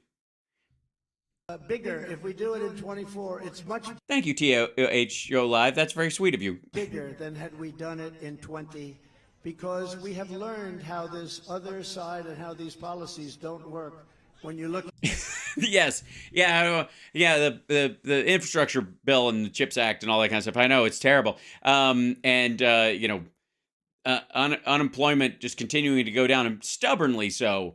And your idea that we should have negative interest rates or whatever should really never got a fair shake. So hopefully you'll get another shot at that when interest rates reach about 4.5%, 5% and stay there for a little while. And then it becomes the new normal. And then they've got more fluctuation room. If they need to manage the economy in the future, they can drop it a 0.5 point or raise it a 0.5 point. And it's not the fucking end of the world, because we're not traipsing around with 0.125% as an interest rate. You know, those kind of things. We haven't given it a full shot, But now you get to sit back and watch, he can get the infrastructure bill passed, and then I can take credit for it, like Obama passed the VA Choice Act. This is genius. at what happened with Afghanistan. I was taking them out. Everybody was coming out of Afghanistan. Yeah, except the people you were going to leave forever at Bagram and everyone else. I was the one that got it down to 2,500 people. We were. That's soldiers, by the way. That's not contractors, and that's not embassy staff or anybody else there. So, for the record, you can't get those people out without getting the other people out. And he's like, I was getting it down to almost nothing. And that was the problem the generals came out. That's why Biden had to send in 6,000 soldiers for the full evac, because they'd gone down to such a skeleton crew without ever planning to get out of Bagram and close down the embassy and get the embassy staff and the people that were helping us out. Because he never intended to do that. Bagram, however, not because of... There you go. What'd I say? We're getting out, but we're keeping the base forever because it's close to China, where they make their nuclear blah, blah, blah. Afghanistan. We're keeping Bagram because of China. 1 hour away from where they make their nuclear plants. Bagram Air Base. I'm sorry. Their nuclear pants? Bagram because of China. 1 hour away from where they make their nuclear plants. Bagram. Yes, 1 hour away from where they make their nuclear pants. Which is sad for Trump, because he does conventional boom booms in his drawers. Nuclear pants. Okay, all right. You have to expect that at some point, considering nuclear stockpiles that Trump was concerned about, after a while they would have a matching shirt, jacket, and pants to go with it. At least, come on. Air base is the biggest in the world, and you know who's occupying it right now? China. And they left in the dark of night, and they did leave the dogs behind. A lot of dog lovers. We all love. They left a lot of dog lovers behind. But they did. A lot of people said, did they leave the dogs behind? Those great German shepherds, like Conan. Remember Conan? He went after. They didn't leave Conan behind. Al-Baghdadi. That was not a good day for Al-Baghdadi. But under Joe Biden, American patriots or Conan being arrested and held in captivity like animals. Look at what's happening in Washington. And I will tell you, Marjorie Taylor Greene is the expert. She's been to that prison many times. She has been there a lot. I think it would be nice if she went there one more time and really studied it deeply for months, if not years, to really give us an insider view of the DC jail. Now, she could, if she wants, I don't know, pretend to have participated in Jan 6, or, turn over some emails that make her look hinky so that she can really, get sentenced and go inside, or I don't know, claim to be the person who put the pipe bombs at the RNC and DNC, and just use that as a way to study the judicial system and the DC jail from an angle that she currently doesn't have. I'm just saying it would be a possibility. It could be good. She is distraught. There is nobody that... She is distraught. He started to say distraught. Many times. She's distraught. She is distraught. There is nobody that has described. distraught, destroyed, described. What's happening in that prison, it's a hellhole. Yes, she's like a poet and doesn't know it. And these are soldiers and policemen and firemen. Oh, I'm surprised. I'm concerned. We need to get them out of there because the other maggots might attack them. And medics and doctors. Yes, everybody there. It's amazing. I don't know why it is, but lots of people beat cops that day, and for some reason, the DOJ just wants to throw doctors and soldiers in jail. Like the Carpenter dude, they let that fucker out. Couple of cases. There, one's a brain surgeon. Another came up with a patent for cold fusion. These are people that shouldn't have been there. And when you look at yes, they shouldn't have been there on January 6th, attacking police officers. Agreed. Tucker Carlson tapes from 2 weeks ago, and you see so many things that turned out to be false.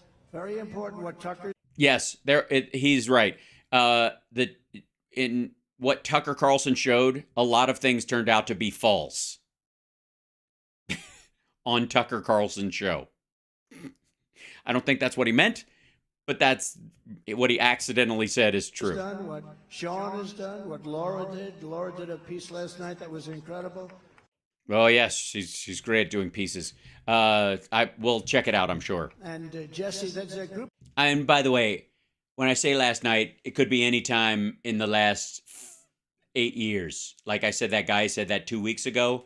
Again, time is a little fuzzy for me right now. People that have been absolutely... Oh, by the way, hold on. This thing goes out of the way. Yeah. Thank you, Diana Turner and Randielena Darrow. Thank you so much. Fantastic.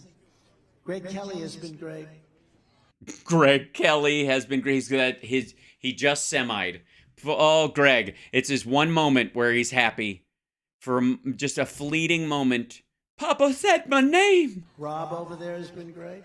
Rob over there. He's a good dude. Rob Schmidt, he means. Newsmax just got its 15 million people back, which is great. Newsmax just got its... That's a big lineup.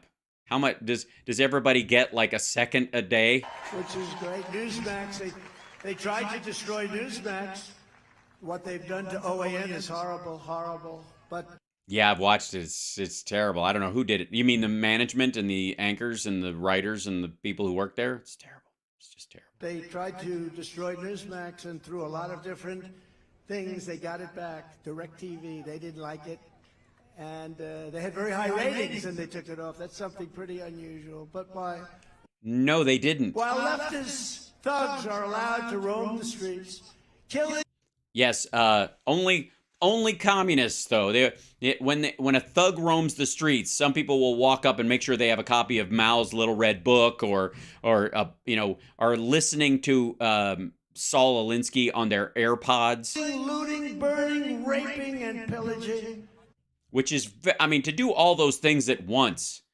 I don't even know how you maintain an erection in a fire that extreme, but I guess I'll never know. Patriotic parents, Christians, conservatives, pro-life activists are being hounded by the FBI and the DOJ. Yes, they are using hounds. Like terrorists. They're being treated so badly. They're allowed to spy on my campaign and nothing happens.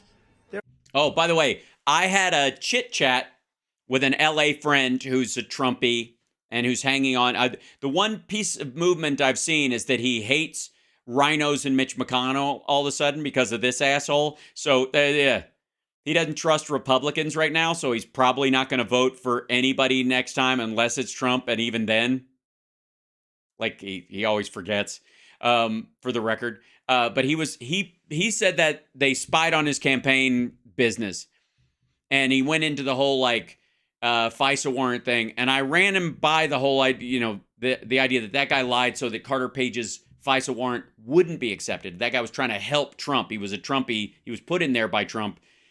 He lied on the FISA warrant application to try and lower the chances they would extend it.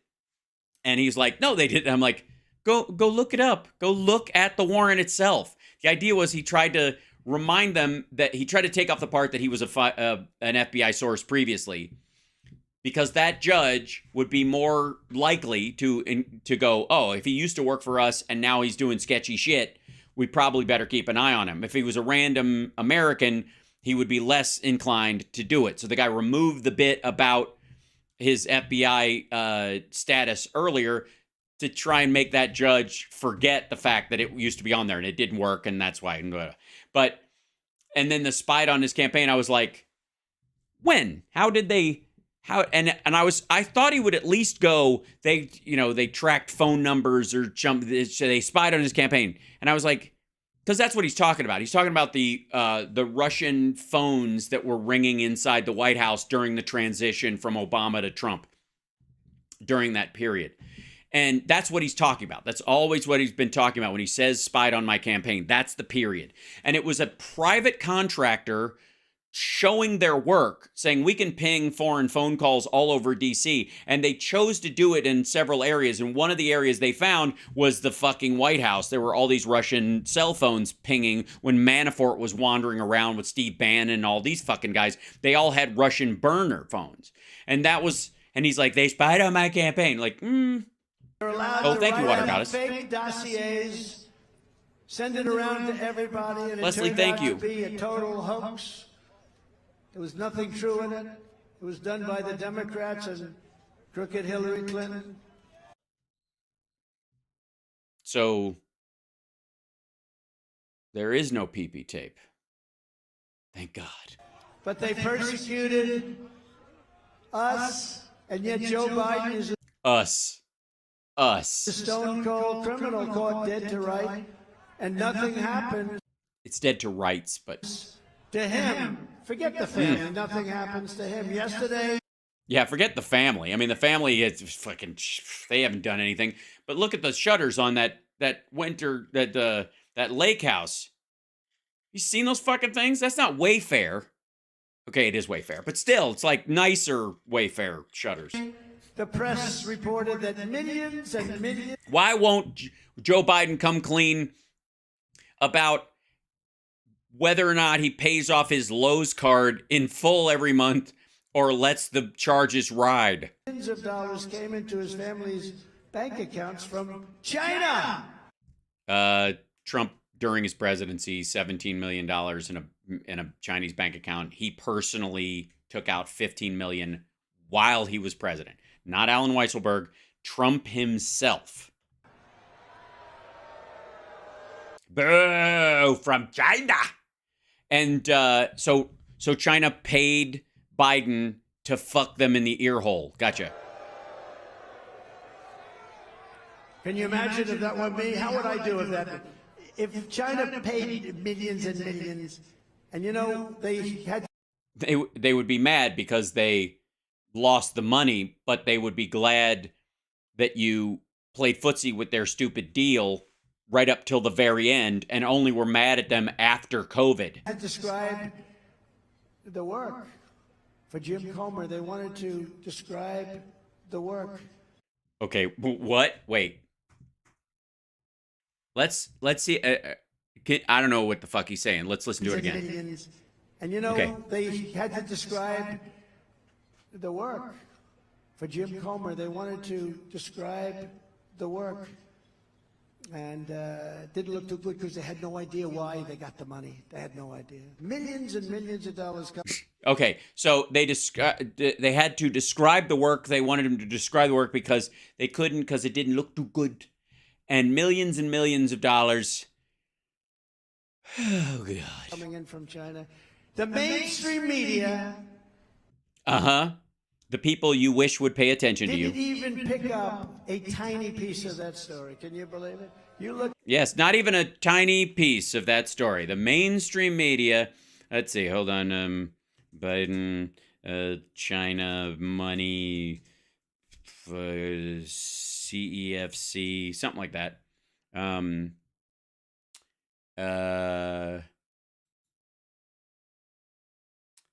This would be the Washington Post, the Jeff Bezos Washington Post for the who's at home. Inside Hunter Biden's multi-million-dollar deals with the Chinese energy company, a Washington Post review confirms key details and offers new documentation of Biden family interactions with Chinese executives.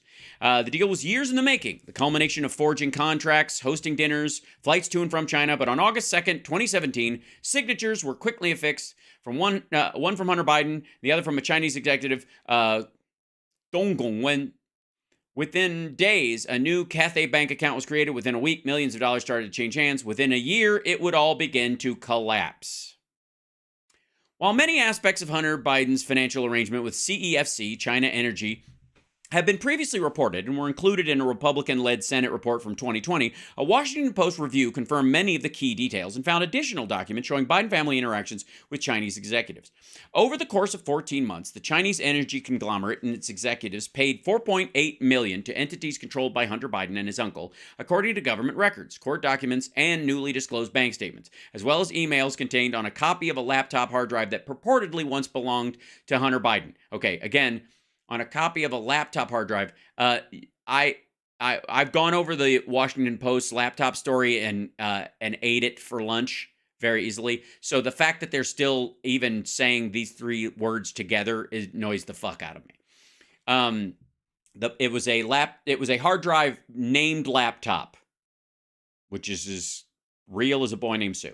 The Post did not find evidence that Joe Biden personally benefited from or knew details about the transactions with CEFC, which took place after he had left the vice presidency and before he announced his intentions to run for the White House in 2020. But the new documents, which include a signed copy of a $1 million legal retainer, there it is, the retainer, that's where the money comes from, and that's once the deal falls apart. If it's a $10 million, $50 million, $70 million deal, that's fine, but the $1 million, you got to pay me or we're not moving forward because I'm not going to fuck around with this bullshit and get in with this unless you're paying me for my time. Blah, blah, blah. Okay.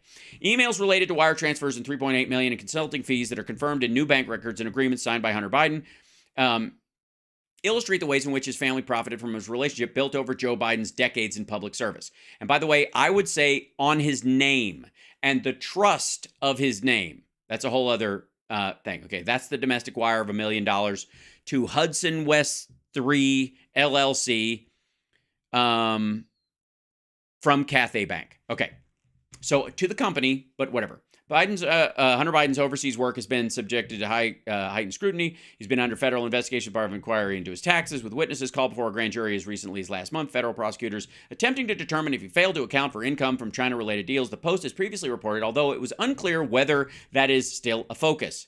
It ain't.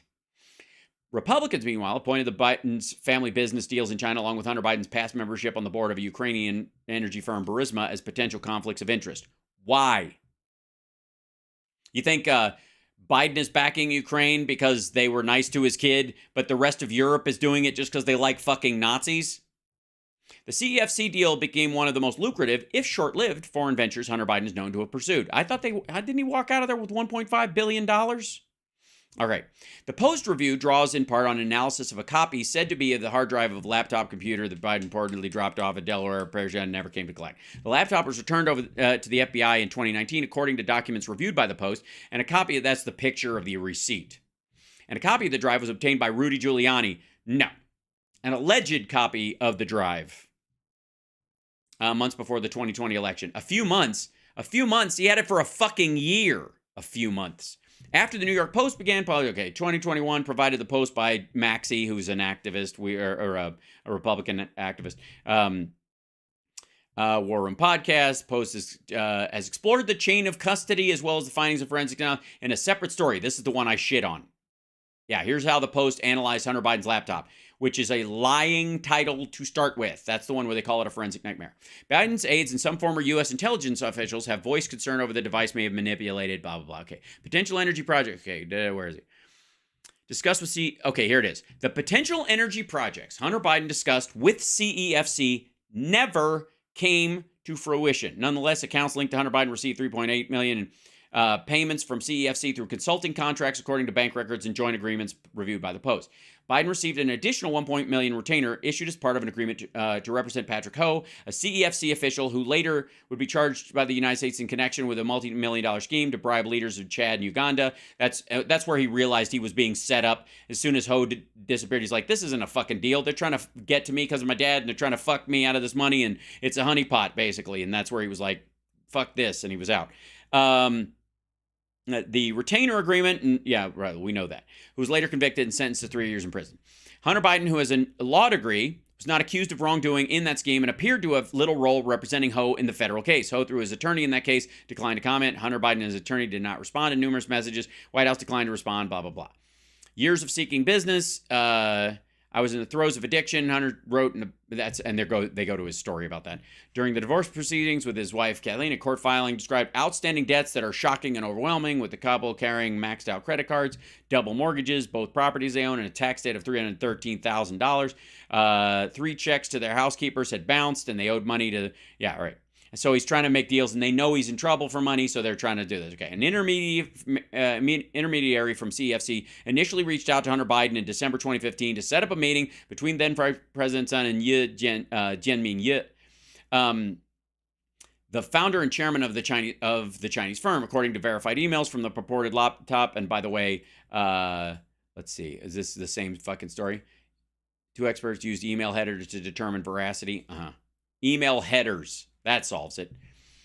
Top-level connections in his country, Jeremic wrote. These are people writing about each other. Unable to attend the dinner, and Jeremic said in an email to the Post that while he knew both men, was not involved in the mutual introduction. This all died. Hold on. CFC tried to kind of shortly after Joe Biden left the presidency. Hunter Biden and Ye met over dinner in Miami. They discussed business opportunities for CFC in the United States, including a $40 million joint venture to produce liquefied natural gas in Louisiana, based on extensive interviews with Hunter Biden. That's back then. That's for real. That deal failed. Why did it fail, though? Received a request from Ye that it would foreshadow the subsequent problems for CCF. Ye said that a top CFC Patrick might be under investigation by law enforcement. Hunter told the New Yorker that he agreed to represent Ho and try to figure out if he was under scrutiny by law enforcement. The execution of the bigger consulting deal between it. Yeah, okay. So the deal fell through because the CEFC would not set up an American company that he could do business with, and he was like, all right, you guys promised you would. That didn't happen. Fuck you. Look at the mainstream media. They don't talk about it. By the way, that they don't talk about it. That's from the Washington Post this week. They're right there. There is right there. I mean, there's no there, but still. It was a very big.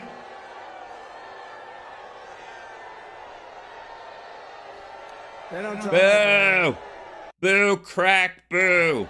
Amazing. You know, it's amazing because... Oh, boy. The booing set him off. So we're going to get a little side... Do you think we'll get a Sir story?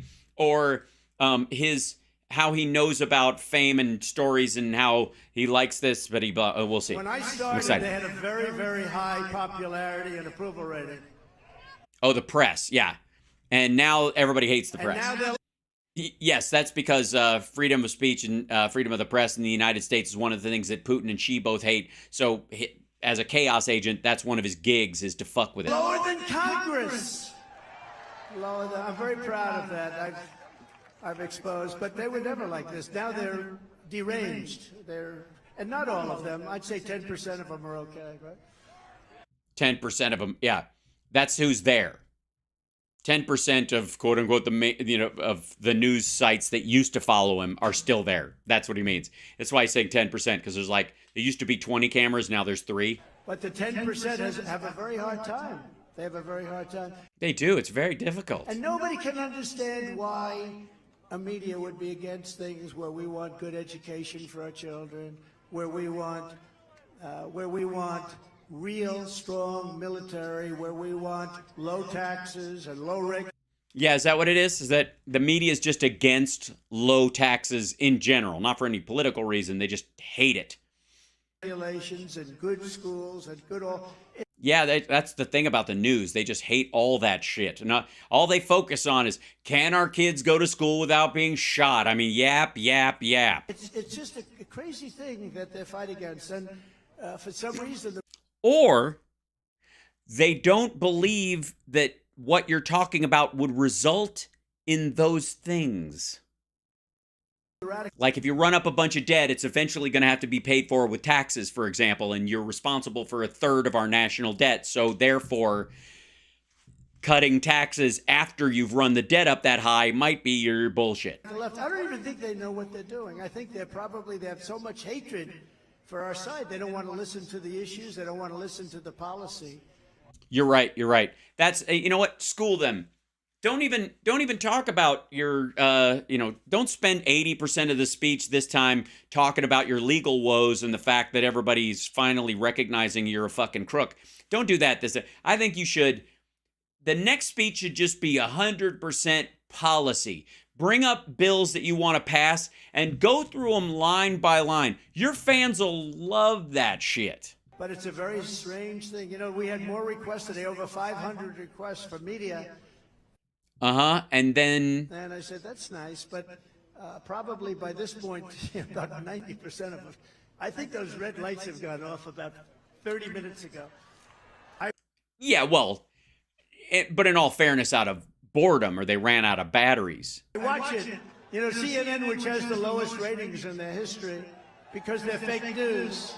Anybody that has to hire Don Lemon has to be fake. By the way, CNN's numbers are down because they tacked right. Remember that big move that they were going to tack right? And by the way, thank you for the super chat, Diana. And thanks for subscribing, Grandy Boy.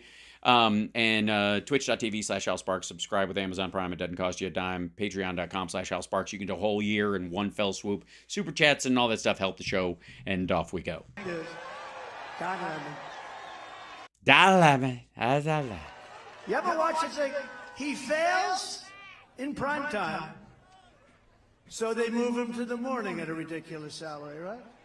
They probably paid him more. Why do they do that? Why don't they just hire somebody new? He can only do better. They should hire... Oh, it's going to be a he, though. That's good to know. Yeah, I would hate that they would replace one of their male anchors with a woman. Ugh, right? Am I right? Matt Gaetz, would you like to get up? Yes, replace. That's a great idea. So since CNN decided to tack right to try and court the disenfranchised maggot crowd a little bit, their ratings have taken a shit. So Trump thinks he can solve their woes by replacing Don Lemon with Matt Gaetz. I'm starting to understand how Truth Social became such a shithole and Trump steaks and Trump casinos never got off the ground.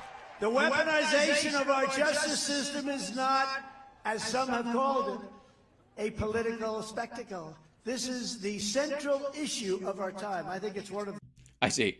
No, the committee has been called a political spectacle. You fucking moron. The idea of, or the active choice to weaponize the DOJ, if indeed you believe that's happening or not, is... All right. I don't even know why I'm fucking correcting him. It's garbage. The biggest issues. And by the way... Thank you. Please, anecdote. Nobody called out China like Donald Trump. Nobody called out Russia like Donald Trump.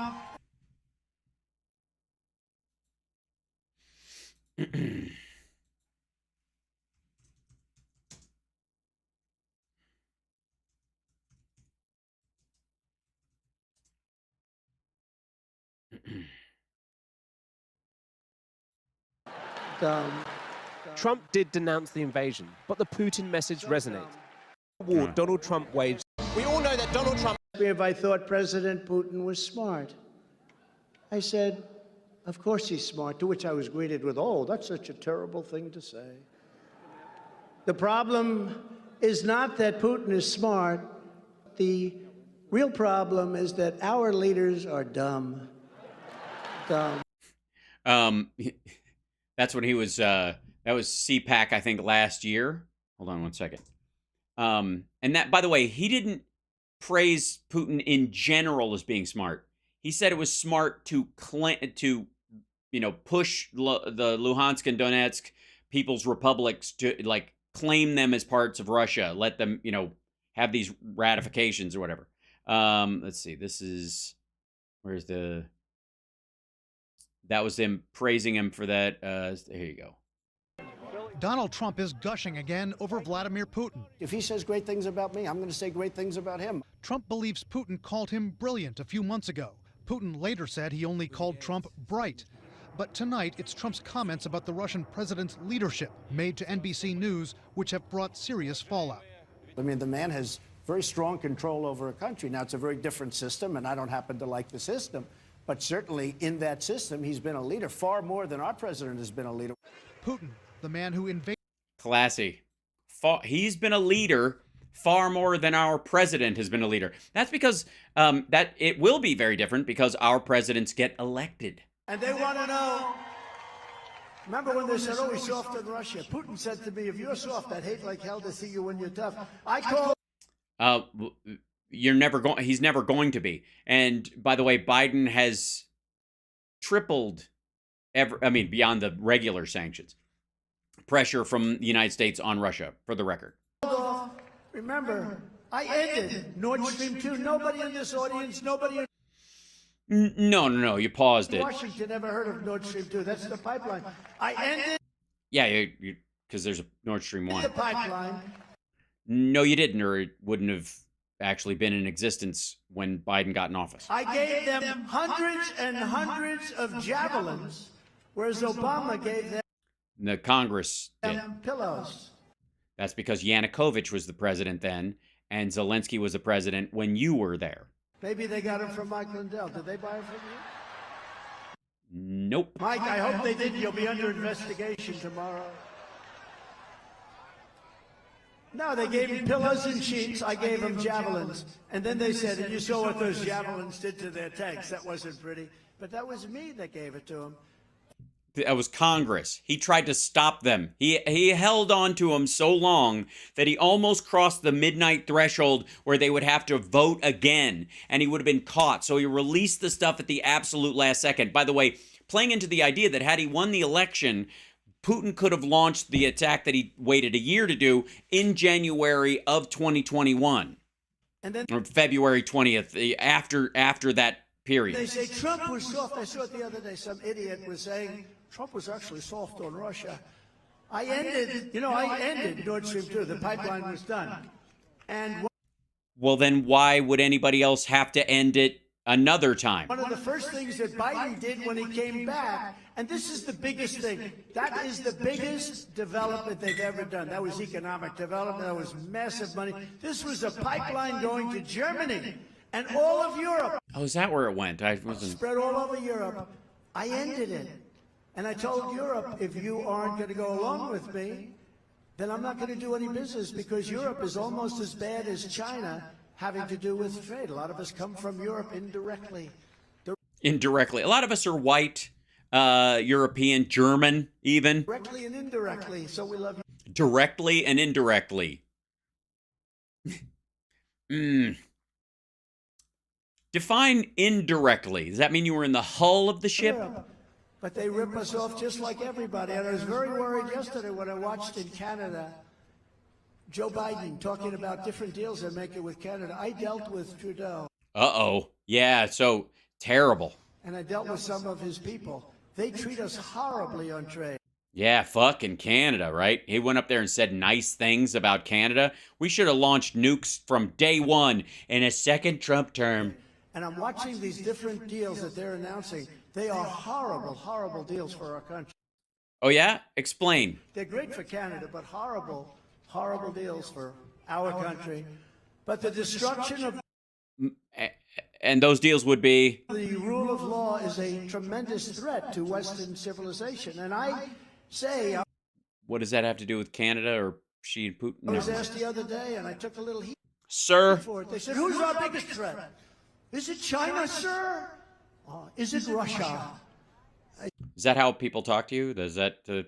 I said, no, our biggest threat are high-level politicians that work in the United States government, like Mitch McConnell, Nancy Pelosi. Well, she's not high level anymore. She's not the speaker. She's just the congressperson from San Francisco now. Schumer, Biden. Mm-hmm. Yes, the yeah, the leadership in the House and the Senate, of which you are no longer a part in any way. Justice Department, because that's poisoning our country. I can do things with China. I made the greatest trade deal in history with China. Mm-hmm. You made 1/3 of a phase one trade deal because it was supposed to be 3 phases. He got 1 done, and they only bought a knuckles worth. Don't even talk about it because sometimes. Yeah, of course not. Because while you were being suckered into doing it, apparently you believe we were attacked with a bioweapon that you bought hook, line, and sinker their defense of, and then you felt cheated, and then that's why you got mad about TikTok in August of 2020. After that, fairly shortly, what happened with COVID, it was like I didn't want to talk about a trade deal because no trade deal you make is going to ever $50 trillion worldwide. Yeah, billion, trillion. Doesn't matter really at this point. Trillion. $50 trillion is the damage done. China doesn't have anywhere near that money. Nobody has anywhere near that money. Yeah, I think we're just done. I think we're all in debt forever. The whole world owes money to whoever we borrowed money from. And all right. The damage they did. So I don't talk about it, but no. Thank you for not talking about it. Thank you for not spending the last couple minutes talking about it, especially, and for not mentioning it at every rally. I appreciate that. Yeah, I mean, we should count our blessings. I had a great relationship with China. We put massive tariffs. We took hundreds and hundreds of billions of dollars out of China. No. You already did the farmer thing Or earlier. the president took anything out of China, not 10 cents. Not 10 cents. I don't know what that means. We never have figured out. But the only way to stop these arsonists, and that's what they are, is arsonists, and I really do believe. They're arsonists. Arsonists. And they'll go right and say, oh, Trump likes China more than he likes crazy Nancy Pelosi. But in many ways, these sick people are more of a threat because we can deal with China. I was beating China so badly, nobody's ever seen. We were lapping them. And then COVID came in. We had to go back. We did a great job. And when we unfortunately had to give up what we were doing, very sad day for everybody in this audience and for, frankly, most of the country, because we were doing most of the country. well, but the stock market was actually higher than it was just days before COVID was something that nobody ever saw came into our country. So we really rebuilt it. No, that's not true either. Hold on. This just gets dumb. Okay, sorry. Stock market. Let's see. Well, let's see. This is terrible news. Terrible news. I'm sorry. Not only is there a highly qualified black guy working on the trading floor, which has got to be shocking to the Trumpies, stock futures tick higher on Monday evening. Live updates. Stock futures inched higher in overnight trading after the S&P 500 posted its 3rd positive session in a row, and banking sector concerns continued to ease. Lyft shares gained after hours of the ride-sharing company announced a new CEO. Futures tied to the Dow Jones Industrial Average rose 49 points, or 0.15%. Meanwhile, S&P 500 and NASDAQ added 0.17 and 0.23, respectively. The overnight moves followed a mixed session on Monday, but I was looking for the stock market. Let's say like overtime. What the current U.S. markets of the world are. This is, let me find something where it's destroyed. Let's see, March 27th. Dow closes nearly 200 points higher. S&P not just 3rd straight advances. Bank shares jump. Live updates. Fuck. Where is this? I mean, I'm sorry. You were promised the end of the world. I will find that. Hold on one second. Let's see. Stock market. Let's see. 2020 to date or something like that. Nice stock market index 2023 data over time. Let's go 10 years. Let's go 50 years. There you go. We're coming back in there. Look at this. Look at that loveliness. Look at this. Okay. So this would be right here would be the March of, this is December 2019. And then right there is March 2020. And then right here, hold on. August of 2020, October, and then November 2020, and then where's December 20? Let's go to February. Oh, January 2020. So this is Trump's highest point in the stock market, 32,467. And then we went all the way up under Biden in the first year to 446. And then it bounced a little bit. And now it is at 32,467. So it is higher than, yeah, so what is it? 468, 32,468, 32,469. Where's this guy? What's this? Oh, sorry. Here it is. I beg your pardon. I was reading it wrong. This was 30,060. No, 30,606.480. That's December of 2020. Let's go to, there's February 2020. This is the earliest you could see a Biden anything. 30,932. Right now, it is 32,656. Even after a drop to below 29 or 20, below the initial entry point last year. There you go. And yeah, it would seem that if you're gonna pick a period of time where somebody apparently came in and hyper accelerated the market and turned it into something, I would go with whoever was elected 2008, 2009. There we go. Right at the whoever was here. Whoever went, people should have insurance and shit like that, and that we should focus on education and da-da-da-da. Because whoever did this took it off this kind of slope right here and put it like that. Yeah, because that's the ride we've been on ever since. Whatever happened with the whoever took over right at the bottom of the financial crisis, they're almost solely responsible. I don't remember who was president back then. It's been so long. Twice. But if you go back to those earlier days, which wasn't that long ago, we had a country the likes of which nobody has ever done before. And China wasn't a threat. China was actually in deep trouble because we had all the power. We had this economic power that was used very judiciously, but we were winning. We had this economic power that was used very judiciously. You mean it's tariff war? And we were winning big. The problem isn't China. The problem is stupid people that have to deal with China. That's the problem. And that's what we have. So you wouldn't have voted for the CHIPS Act. Do you think it's wrong? Think the AUKUS agreement and the Quad should be called off? Is that what I'm... Okay. And I watched Joe Biden yesterday in the halls of Parliament. Canadian Parliament is beautiful Parliament, and there's Trudeau with his beautiful wife, and they're sitting there laughing and laughing. They think it's so great because they pulled the wool over his eyes. The deals they made for that guy, I would never have made those deals. I would never. But I watched Joe Biden. What deals would those be? I mean, the USMCA still exists, right? This is obviously these moves would be either within that or within the discretion given in the USMCA to the president by that deal, correct? So if you want credit for that deal and shitty deals are being made, then it's within the purview or the limitations outlined in the USMCA. Wouldn't you think? Say, I'd like to thank China. And he's in Canada. And they goes, oh, because they start screaming at him.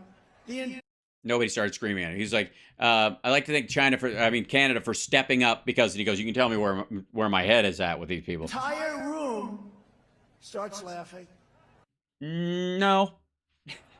I'd like to thank China. But he's in Canadian Parliament. He said, I mean Canada. The whole place was laughing. They're laughing. The whole pace was laughing. Yes, the pace in Canada is very fast. It's a quick pace, and the whole quick pace was laughing.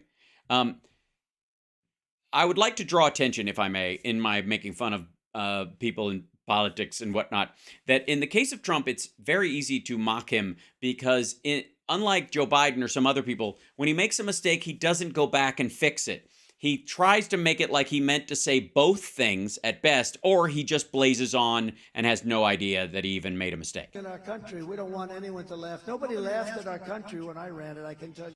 No, nobody. I mean, MBS and Putin were high-fiving, but we all had a good laugh. I did. My folks, I mean, this chat room, I mean, obviously it's just a few of us. just an ever-growing, smart army of wonderful, lovely people. I love you guys. And by the way, if I may, real quick, hi, chat room. 3, 2, 1. Bring. Where are you? It's going to happen. Papa, there you go. Hi. Look at this. Good to see you. Good God, Jesus Christ on a cracker. I know that's what I'm saying inside. Almost to 50K. That's right. We're getting there, Mark. We're getting there. So subscribe. Share the show as well. That helps. If you like the show and you want it to continue and you'd like what I'm doing here, that'd be great. So, hi, chat room.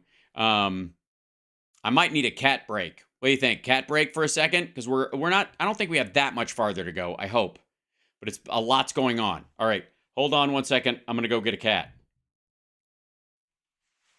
Yeah.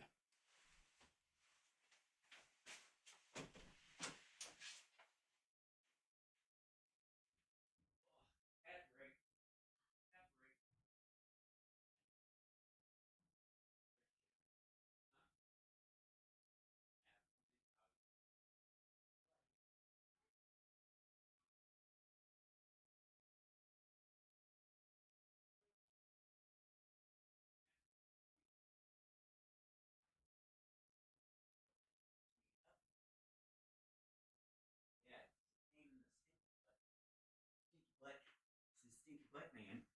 He is. He's... Hi, buddy. There he is. Ladies and gentlemen, fresh from a nap. Chipper. Hi, buddy. Hi.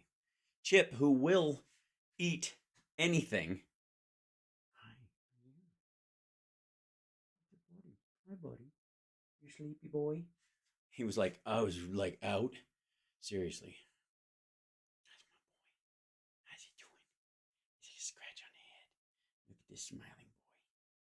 This is Chip. Hi, Chip. Say hi, Chip. What's going on? I'll get you a snack in a little while. I'm almost done with this. I love you. You love a little boy. Love a Chippos. So, Chip. Excuse me. All right, I'll be right back. Hold on. 1 second. Hang on, Chip. Hey, there you go. Be right back.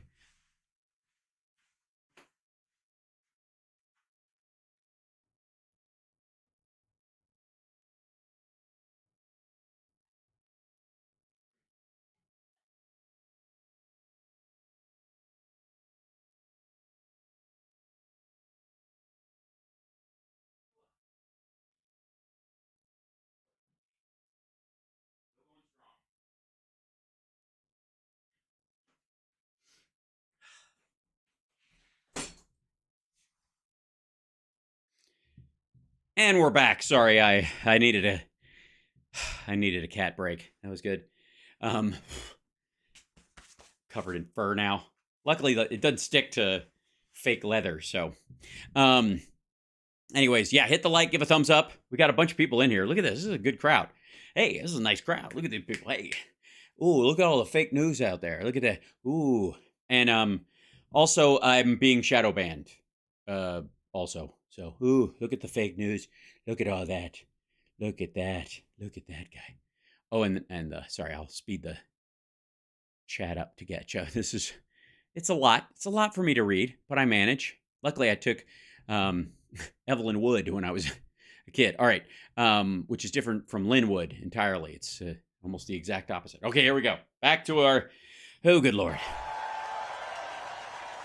The only way to stop these arsonists is to rebuke and reject this evil persecution by sending us straight back to the White House to expel the communists and the...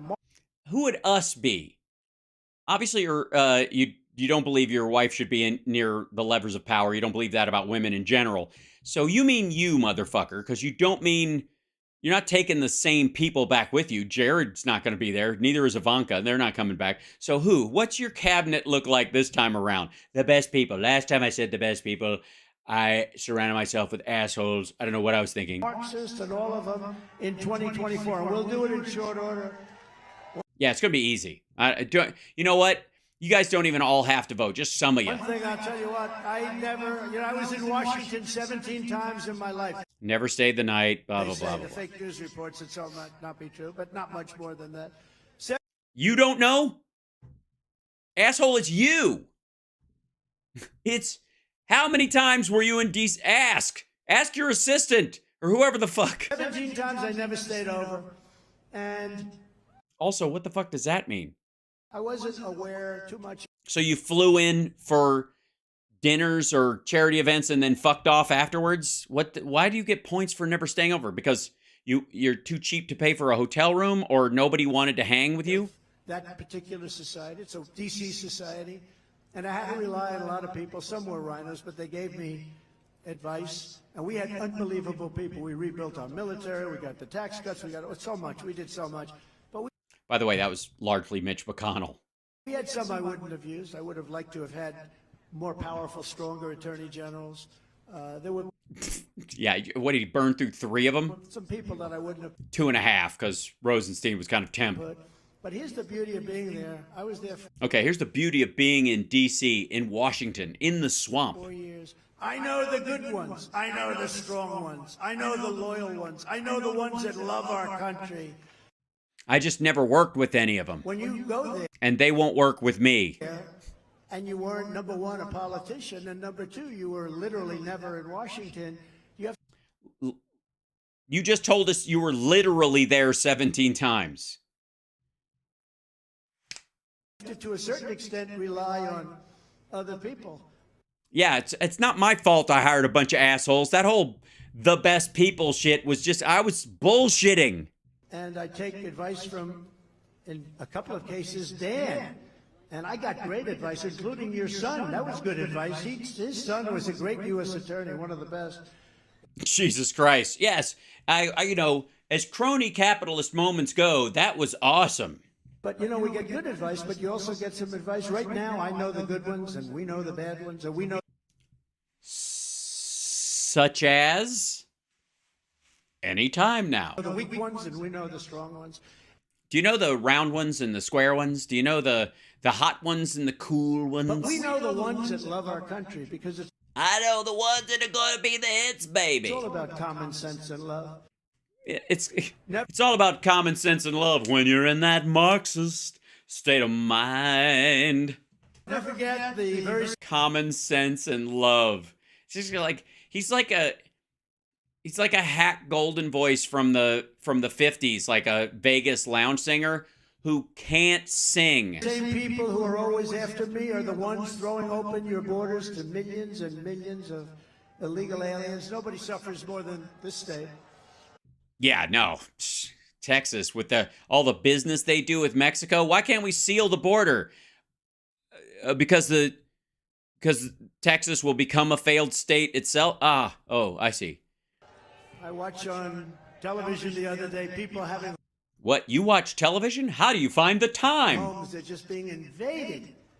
Yeah, it's like it was World War Z. I think it's terrible. I was like, is that El Paso? And the real Turned out it was Israel, and that was Brad Pitt. And then this guy had a cold, and they didn't eat him, and I think it was his liver. Anyways. number, in my opinion, you know, they like to say 4 million people, 3 million people, maybe.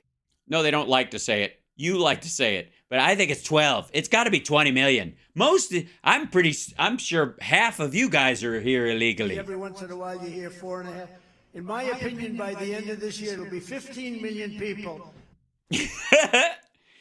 Yeah. Sure. Okay. Yeah, so the Customs and Border Patrol just have said, fuck it. Will have come into this country, not 4 million or 5 million, 15 million, which is bigger than New York State. Right. So where would these people be? Are they're really strategically placed throughout the whole country so you don't really notice? But they're flooding your towns with deadly drugs, selling your jobs to China. They're selling your jobs to China. You'd think Americans could get, that work, selling their jobs to China as a job seller. How much would that pay? Do you have to do the job you're selling? All right. Mutilating Selling your jobs to China. your children. They're mutilating your children. Who would have? They're mutilating your children. Especially these women with their kids coming from Guatemala.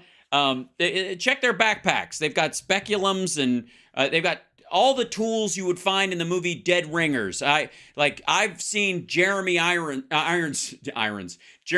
down there driving Guatemalan widows across the border just so they can make a sequel.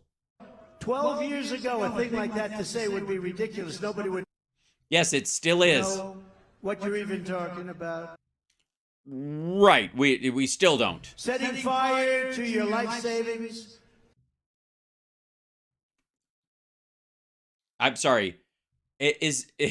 Are these Mexicans coming across the border, or are we talking about the Joker? Releasing violent criminals to prey on innocent people. Well, I mean, what kind of a violent criminal preys on violent criminals? It kind of misses the point, don't you think? We have so many people pouring in, and so many of these people are not the people you want coming in. No, they're not the people you want. A lot of them want to put a taco truck on your corner, if you know what I'm saying. These are not the kind of people you want to hang around. Ugh. You feel about them the way I feel about you. Get me? It's that bad. To our country, justice will only be done when we have thrown this repulsive political class the hell out of office. We have to get them out. We got to get him out. We got to get him out. We got to throw him out of office. Through voting, obviously. We tried to throw them out, and it didn't work. But so metaphorically, wait a minute. Hold on a second. It just occurred to me that they threw my ass out of office. Oh, shit, I've been wrong this whole time. In 2016, I declared I am your voice. And now I say to you again tonight, I am your colon. I am your warrior. I am your warrior. Well, I hope Goliath is pudgy in a wheelchair with a bad eye. I am your justice. I am your warrior. I am your justice. I am your lover. I am the kidney.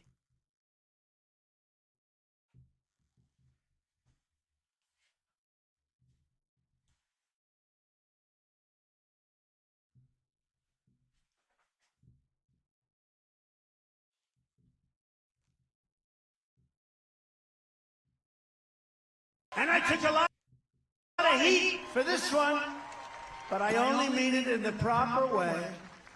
For those The proper way. What are you for us? What is it? I am your ball sack. Empty, shriveled, and brown, and orange, and with little creases on it. who have been wronged and betrayed, of which there are many people out there. Wait a minute. Back up. I took Your this for... justice. I'm your justice, okay. And he took a lot of heat for saying this next thing, whatever the fuck it is. And I took a lot of heat for this one, but I only mean it in the proper way. For those who have been wronged and betrayed, of which there are many people out there that have been wronged and betrayed, I am your Yes, like Michael Cohen. retribution. We will take care of it. I am your retribution. I will enact revenge on those who did you wrong. As I will have a presidential decree where I will, any maggot who gets on eBay and is sniped by anyone else, I will send predator drones so that they can complete their Beanie Baby collection. We will take care of it. We will totally take care of anyone who felt you were wronged. Either I'll do it or I'll just let you do it. Again, what the fuck does that mean? What does it mean? Well, I will be your retribution? What the... I mean, he likes the word because it sounds tough. It sounds, you can't say revenge. He'll probably at one point say, you can't say revenge, so we say retribution. Our tribe against your tribe and fuck you. But honest to God, I don't know what the You fuck you're could talking about. take the 5 worst presidents in American history and put them and put them together, and then no one have done the damage that Joe Biden has done, because the infrastructure bill is the worst. And they would not have done the damage that Joe Biden has done to our nation in just 2.5 short years. Right, because they would have done damage because they're the 5 worst, and Biden hasn't done any. Great, continue.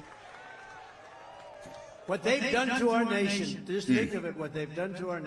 Yeah, think of it. Most of you are not even going to get to go home after this. Your house is a crater. Everything's on fire. Zombies are everywhere. And when I say zombies, I mean Guatemalans, but you know what I mean. And you can't even go home. You're going to have to, those little Trump signs, you're going to have to make little face tents and sleep in outside of Home Depots. It's like you're the Mexicans now. It's terrible. What's happening to you is such a shame. Nation. Rip Portland. The stakes of this election could not, what they've done to our nation. The stakes of this election could not be more clear. You mean the next election? It's a little ways off. I'm just saying. Either we surrender to the demonic forces abolishing and demolishing and happily doing so.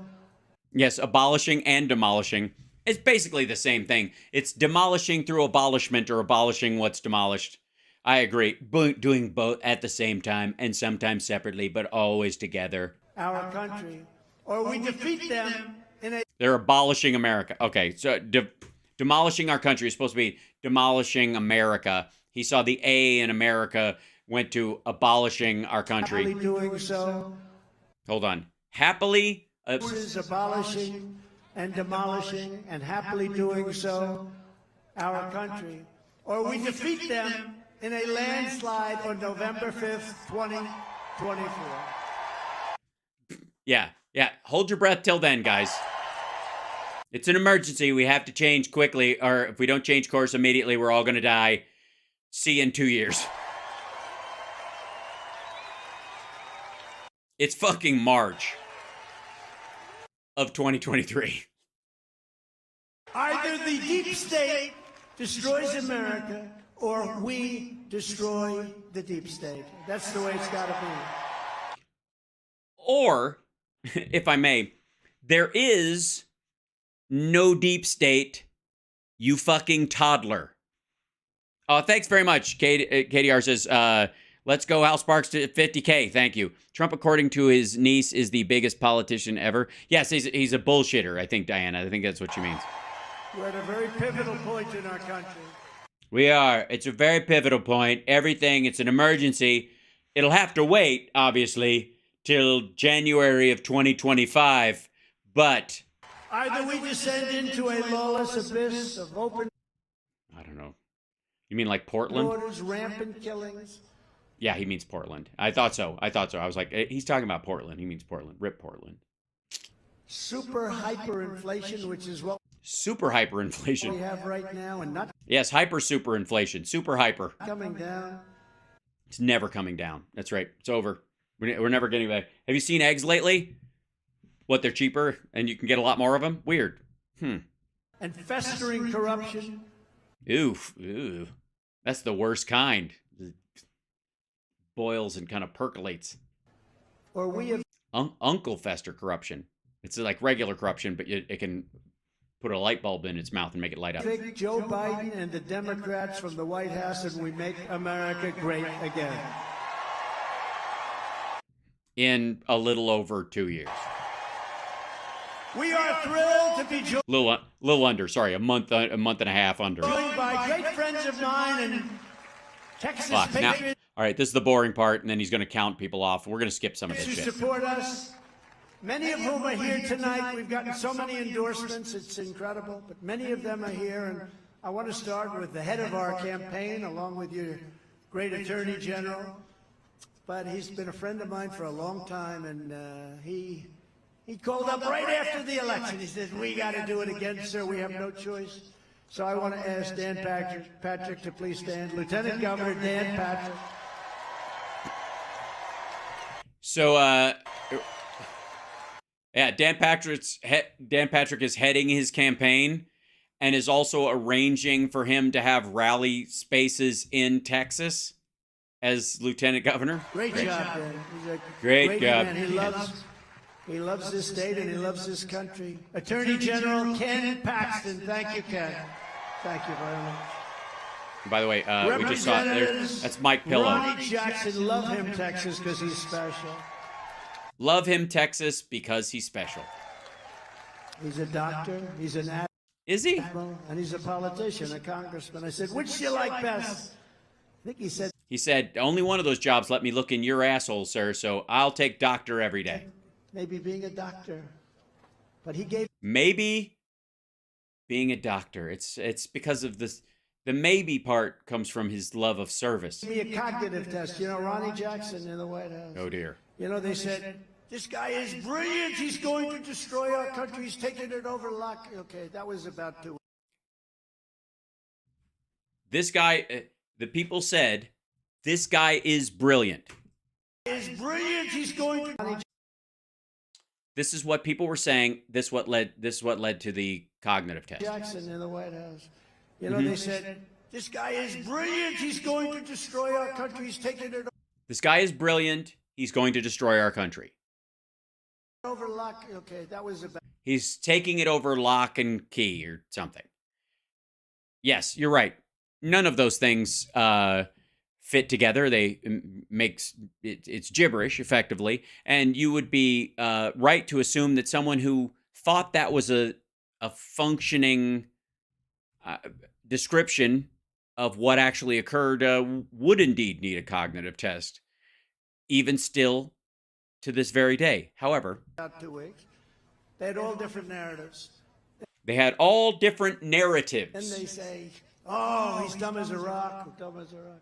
Then they say something else, he's in the middle. They had about 19. Then they said he's dumb as a rock. Then something, he's in the middle between dumb as a rock and brilliant, but going to destroy the country. So at least they don't think that when he's dumb, he'll destroy oh God. 19 different narratives. I said to. There were 19 different narratives. It was hard to keep track. As a matter of fact, that would have been the cognitive test if you could actually, person, woman, man, camera, TV your way through all 19 different narratives. Ronnie Jackson. Is there a test I can take to prove how smart I am? Well, if you were smart, you'd know that there was. It's called the Mensa test. It's an IQ test you can take, and you could attempt to get into Mensa while you're president. You could take it's a rather lengthy exam, and it's difficult. It's definitely a high order test, and you could do it online while people watch you do it live, or I can give you a one-page cognitive test that we give to stroke victims, where if you pass it, it's sort of pass-fail. So you can just claim you're a genius for not failing it if you want to do that. Or, Well, sir, we have the so-and-so cognitive test. the so-and-so cognitive test.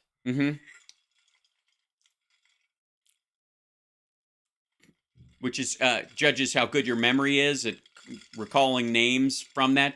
How I love your stamina, but we need more cat time. I'm sorry, Poop Picker Upper. We'll be here all night. That's given by Walter Reed. I said, That's given by Walter Reed. Personally, he comes over to your house. Is it tough? He said, actually, after the first few questions, it gets pretty tough.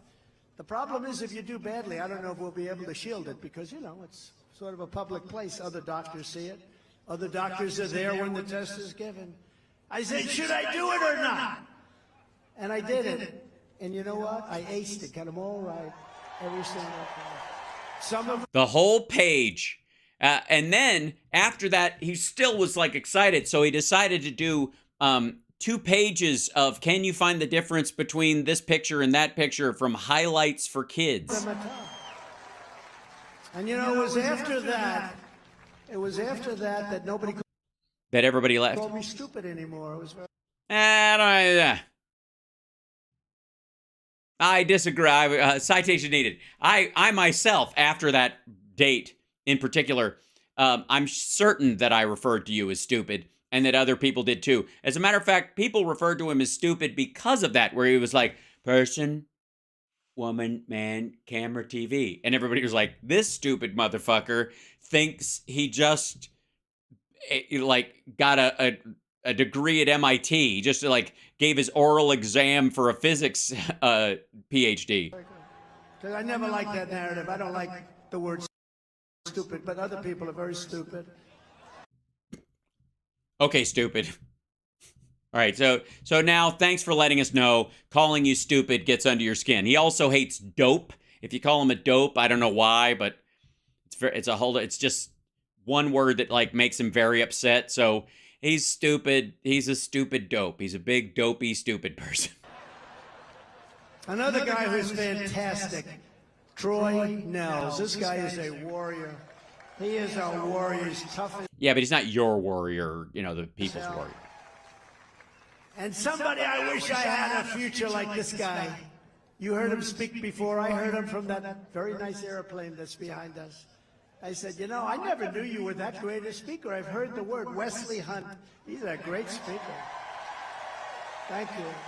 Thank you, Wesley. And by the way, Any relation to Mike? Or... these are all people that have endorsed me. Because if they didn't endorse me, I say don't even come. I have a few said, sir, I love you. We're going to endorse you down the road. I said, that's okay. Don't bother coming. These people endorse me. Michael Burgess just endorsed me. Thank you, Michael. Where's Michael? Yeah, again, he only does rallies where he in areas where he carried the county by 80-20 or better, and he only invites people that have endorsed him to shit because anybody who's even on the fence, he's like, fuck off. Imagine being this weak. All right. He's around here someplace? Yeah, he's around here someplace. He endorsed me. He's got to be here. Everybody who's endorsed me is here, all 9 of them. Pete Sessions, whose wife Karen is here. Where's Karen? Karen. Great. No relation to Jeff. Say hello to Pete. Thank you very much. A great honor. Say hello to... His wife endorsed me, but he didn't. I didn't let him in. To have your endorsement. John Carter. Great guy. Great guy. John. Bad movie. Thank you. Randy Weber. Randy, wherever you are, Randy, thank you for the endorsement. These are only endorsers, the rest of them, I'm really not interested. You ever have these guys, sir, thank you very much for the endorsement. A year later, you call. I said, I hear they're waiting with the endorsement, but they'll be waiting a long time. But we have mostly, almost everybody. A very special... Hold on. This guy was just bragging about passing a cognitive test. And he just inverted their endorsement of him and his endorsement of them without, well, here, you'll see. Endorses the rest of them. Hold on. Thank you. Randy Weber. Randy, wherever you are, Randy, thank you for the endorsement. These are only endorsers, the rest of them, I'm really not interested. You ever have these guys, sir? You ever have these guys, you know, in your life when you're seeking an endorsement? Thank you very much for the endorsement. A year later, you call. I said, I hear they're waiting with the endorsement, but they'll be waiting a long time. But we have mostly, almost everybody. A very special guy, great baseball. I don't know what the fuck that was. So he endorsed them. You give him endorsement, and then he calls them to get them to endorse him, and they say they're waiting on endorsing him, on endorsing you when you've already endorsed them, and but he's got almost everybody. So fuck me. Like great golfer, actually. I played golf with him. He's really terrific, but he's a very brave man. Oh, that I would make him, a cabinet secretary. Somebody, like, probably put him in charge of the treasury then. And he went with golf. Steve Scalise and some others in that horror show on the baseball field in Washington. And he's fully recovered, but he was hurt pretty badly. He had a lot of courage, and he's a handsome sucker. If I was doing a movie, I'd probably pick him as my lead politician. Roger Williams, who's a great guy. Thank you, Roger. You're looking good, Roger. Another beautiful endorsement. I was very proud of it. Brian Babin. Thank you, Brian. Oh, shit. He got the endorsement of Brian Babin? That's it. That's the ball game. Who? Thank you, Congressman. And Pat Fallon, too. Wait, I'm sorry. A right-wing Texas politician, congressperson endorsed Trump? And he's in the first 2 letters of the alphabetically in the Congress? I mean, somebody should call Biden and tell him to forget it. Oh, wait, his name starts with a B, too. He's fine. He'll be fine. And Beth Van Dyne. Thank you, Beth. Thank you, Beth. She's not you're not going to comment on her looks or how she's got movie star qualities or anything? You're just going to thank her and move on? Okay. Really great people and many others. Yeah, okay, that was better. Yeah. I mean, you forgot to mention anything personal about her, but, you know, and there's a bunch of people. Fuck it. You know, chicks. They all blend together after a while. Texas Land Commissioner Dawn Buckingham. That was another good one. Thank you. That was another good one. The land commissioner? Shit. Thank you, Dawn. Texas Agriculture Commissioner, friend of mine right from the beginning, Sid Miller. Again, like, boring. Had this big cowboy hat on. And I said, man, I wish I could get away with that, but I can't. You know, New York, it wouldn't work as well. At the time, New York. And At the time. And it's, you know, really a big difference. Sorry, run that by me again. I skipped, and it made it look like you lost your train of thought and were stammering for a moment. And it's, you know, really a big difference. Oh, because of taxes and other things, because they're doing not a good job. We moved to Florida, and it's, you know, really a big difference. Big difference. But, you know, we have... Is there a difference between Florida and New York? I don't know. I'm no, like, I'm no master of geography. He knows the oceans better than the oceanographers, so. Sid Miller was on television, and I don't know if you remember this. They were asking him a question on CNN Fake News, and they said, we understand the president is down in the polls. He's losing to crooked Hillary Clinton. And the first time I ever saw this guy, and he had that beautiful Texas accent, I do love, actually. I'd like to have it. But unlike some of the politicians, I don't do it while I'm with you. You have to take me as you... But Sid said, I don't know what polls you're You can't. looking at. But let me give you a little statement. Donald Trump is not losing Texas. He's not down in the polls. He's going to win in a landslide. And that's exactly what happened. I think he means, he's not talking about Hillary. This is the, like, during the race against Biden. And we won it twice in a landslide. We won it twice. And a fantastic person who's got a great future also is Congresswoman Mayra Flores. So, thank you very much. Thank you. Great. She ran a great race. But there for me. In a super red district and, yeah, in a maggot district. So. Up to them. And we're also joined by some people from out of state, people that are very... Yeah, most of the people there. Quiet. You don't know too much about them. They keep... Yeah, they sit in the back just fucking around with their gun under the table and writing manifestos. Below profile like Matt Gaetz. I don't know what he's running for, but I'm with him. I don't know what he's running for. Yeah, nobody in his district does either. No idea, because he's a smart cookie. He is a smart, tough guy, and we love him. We love him. So cookie equals tough guy. Got Right? married to somebody that's actually far superior to him, right? Do we agree? Yeah, except she's gullible. So I guess that's that was his way in. He has a great wife. Marjorie Does his girlfriend know? Taylor Greene. Marjorie Taylor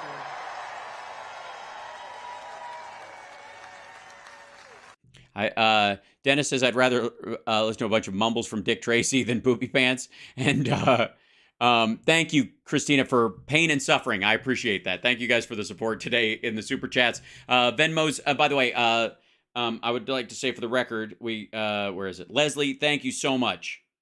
After it says, after a really shitty day, you always seem to be able to help make me laugh. I actually snorted when laughing so hard earlier. My pleasure. That's what I'm here for. It's going to be okay. This dickhead is miserable and going to continue to be so for a very long time. Almost as miserable as he's made other people. I don't want to insult you by saying this, Marjorie, but on the plane I said, people don't realize how brilliant she is.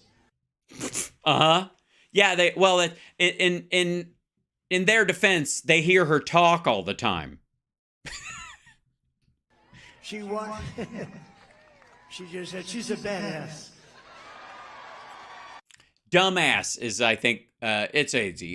Anybody can make that mistake. These are two smart, great people. McLennan County GOP Chair Brad Holland. Brad. Great, Brad. Thank you very much. That made that lady hold up her witch hunt sign, so God knows what's going on in Brad's background. A friend of mine, Andy Beal. Andy Beal, Beal Bank. He is the smartest banker. He makes money if the market goes up, if the market goes down. Huh. So he's like a short seller who doesn't really invest and he just fucks with everything. Gotcha. Goes against it for it. I've never seen him met. He's a great poker player, too, by the way. But Andy Beal is here someplace in the audience. Yeah, he's picking people's pockets, clearly. One of the greatest businessmen in our country. He's one of the greatest bankers I've ever seen. So, the Beal. Just for the record, I guess you can set your watch that in 24 days or so, Beal's bank will collapse under the weight of crypto or some other bullshit venture that he got into with Trump. Contest winners, Gene and Lonnie Byrne. What? The contest winners are there? Oh, my God. That you were endorsed by people who signed up for one of your contests? Are you sure? Where are you? You won the contest. Where are you? Won the contest. I should be able to see you because you're guaranteed good seats. There they are. They're way in the back. There you go. It's good. That's good. Congratulations. Congratulations on winning the contest. Good. It's good that you won. Beats the alternative. A man. What contest? Yeah, I don't know.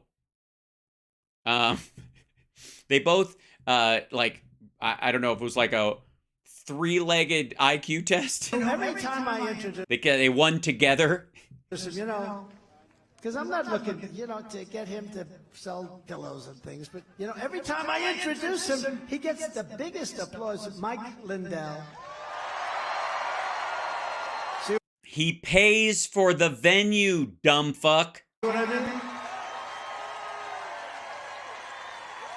Yeah, he's sort of the bellwether. He's the the mark on the thermometer that shows the idiot thaw. He does. Let me tell you, he's a brave guy. He's so brave to be that dumb and still walk around somebody like Brandon House with his hand in your back pocket all the time. The FBI hit him too, and they took your phones and stuff, right? Yeah, they just hit him and took his phone. He was mugged by the FBI. Which to Mike is like taking his business, he tells me. But they just walked in, they took his phones for no reason. Yeah, they just walked in, took his phone, no reason, didn't even have a warrant or whatever, and he took his assistant's phone and started making the same criminal phone calls using their phone, getting them in trouble. It's good. He's a giver. It's why he refused to step down as CEO and fucked all of his employees out of money when the Dominion suit goes through and he loses.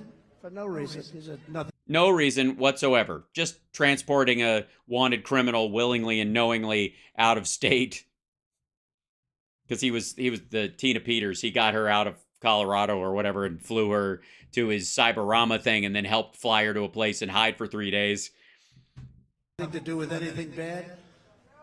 Nothing to do with anything bad. No. And a man who's been just election fraud. Just helping election fraud happen. Fan, and I watched him playing the guitar for a little while. The guitar? On the plane. Ted. On the plane. Nugent. Ted. Thank you, Ted. Great job. That was a great job, Ted. A lot of fun. It was a great job, Ted. So good. So great. I slept through most of it, but it was so... I like that song, Wang Dang Sweet Dang Poodle or whatever you were doing. That song you wrote about shitting your pants to dodge the draft. I felt that one. It was really good or whatever. And it was, what album was that on? Bone Spurs? Together over 4 incredible years, we achieved more than virtually any administration in history. No. Every promise I made to you as a candidate, I fulfilled as your president. No. No, you didn't. Promises made, promises kept. Infrastructure Week, anyone? I mean, there's dozens, but did Mexico pay for the wall? Right. His taxes, he was just going to give them as soon as he was done with the audit, which wasn't an audit, and it turned out to be a lie. I promise. Whereas, did he get a great trade deal with China because he brought in the best people to negotiate it, or did they not live up to even a third of the first phase of a 3-phase trade deal that he never got through because he waited until the last year in office to start kissing Xi's ass? End NAFTA, and I did. Everybody said it would be impossible to end. He modified it. after He renamed it. replacing it It was a rebranding, just like the buildings where he slaps his fucking name on it and suddenly it's a with Trump the great Tower. USMCA, that's Mexico, Canada, and let me just Oh, I see. That's what so the deals that Biden's making are under USMCA, and therefore whatever the standards are of USMCA, that's the leeway he's got as the tree. And so it's your fault. I see if they suck. tell you they want to renegotiate the deal. And I have great respect, by the way, for the head of Canada. He's a great judge. The head of Canada. Do they have a president or a prime minister? Fuck it. Head of Canada. He's a great gentleman. And we worked very closely on the border, and it was good for him, good for us, but we had The border of Canada? Yeah. a border that was virtually shut, not only to people, they came in, if they come in legally, we like it, but it also, we had drugs that were literally 1/10 of what they are now. The drugs are pouring in. People talk about From Canada? the people that are pouring in, but the drugs that are pouring into our country, killing everybody, killing so many people. That's another Hang the fuck out. Did I miss something? like it, but it also, we had drugs that were, it was good for him, good for us, but we, and I have great respect, by the way, for the head of Canada. He's a great gentleman. He's a great gentleman, and we worked very closely on the border, and it was good for him, good for us, but we had a border that was virtually shut, not only to people, they came in, if they come in legally, we like it, but it also, we Yeah. had drugs. Okay. I thought I had missed the part where he switched over to like President Obrador in Mexico. Nah, he just blew past it. Remember how he just tried to dunk on Biden for saying, I want to thank China, I mean Canada, really quick and catching himself? Trump thinks that, according to this, that the Canadian border is to our south and that Trudeau is the head of, or that fentanyl comes across the Canadian border. Let's listen to that again. On the border, and it was good for him, good Hold on. This is With the he's great talking about Trudeau and he blitzes on his name. USMCA, that's Mexico, Canada, and let me just tell Yes, Mexico, Canada, right? you, they want to renegotiate the deal. And I have great respect, by the way, for the head of Canada. He's a great He's got great respect for the head of Canada. By the way, he doesn't mean Canada. He hates Trudeau. He means of Mexico.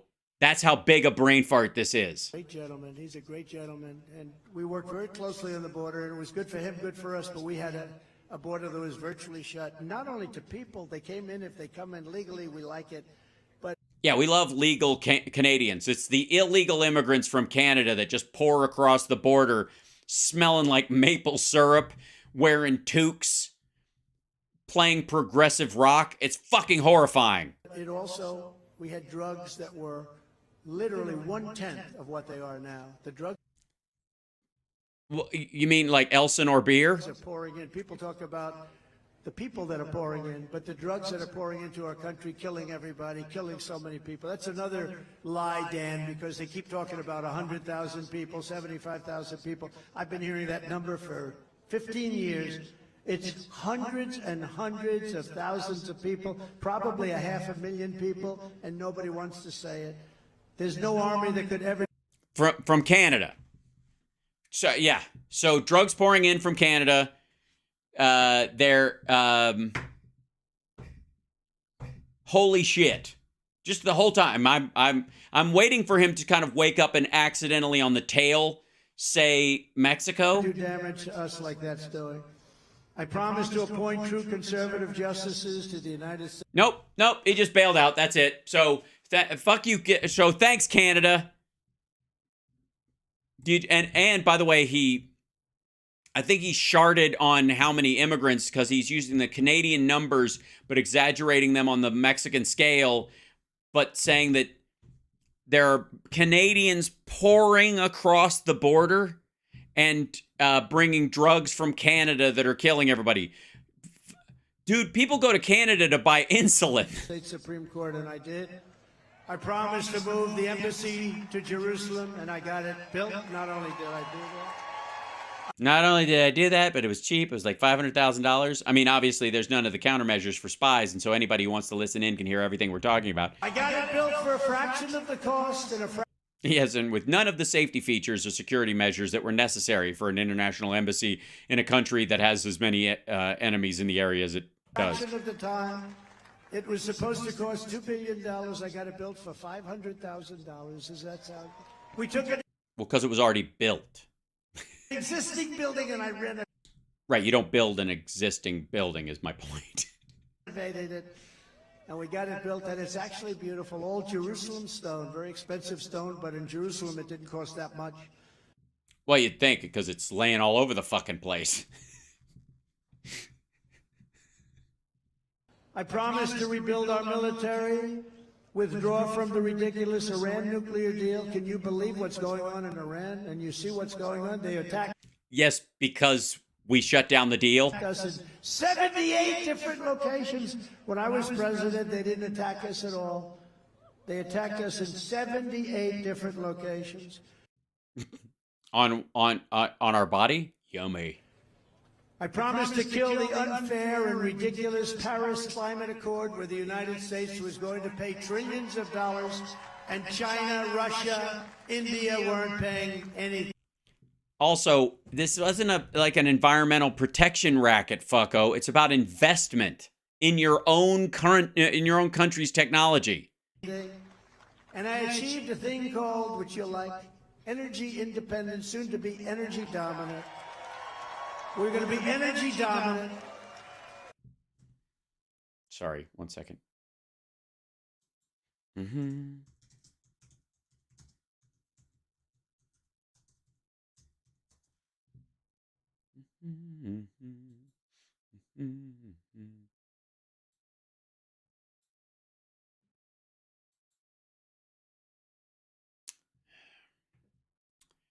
He's not gonna like this one.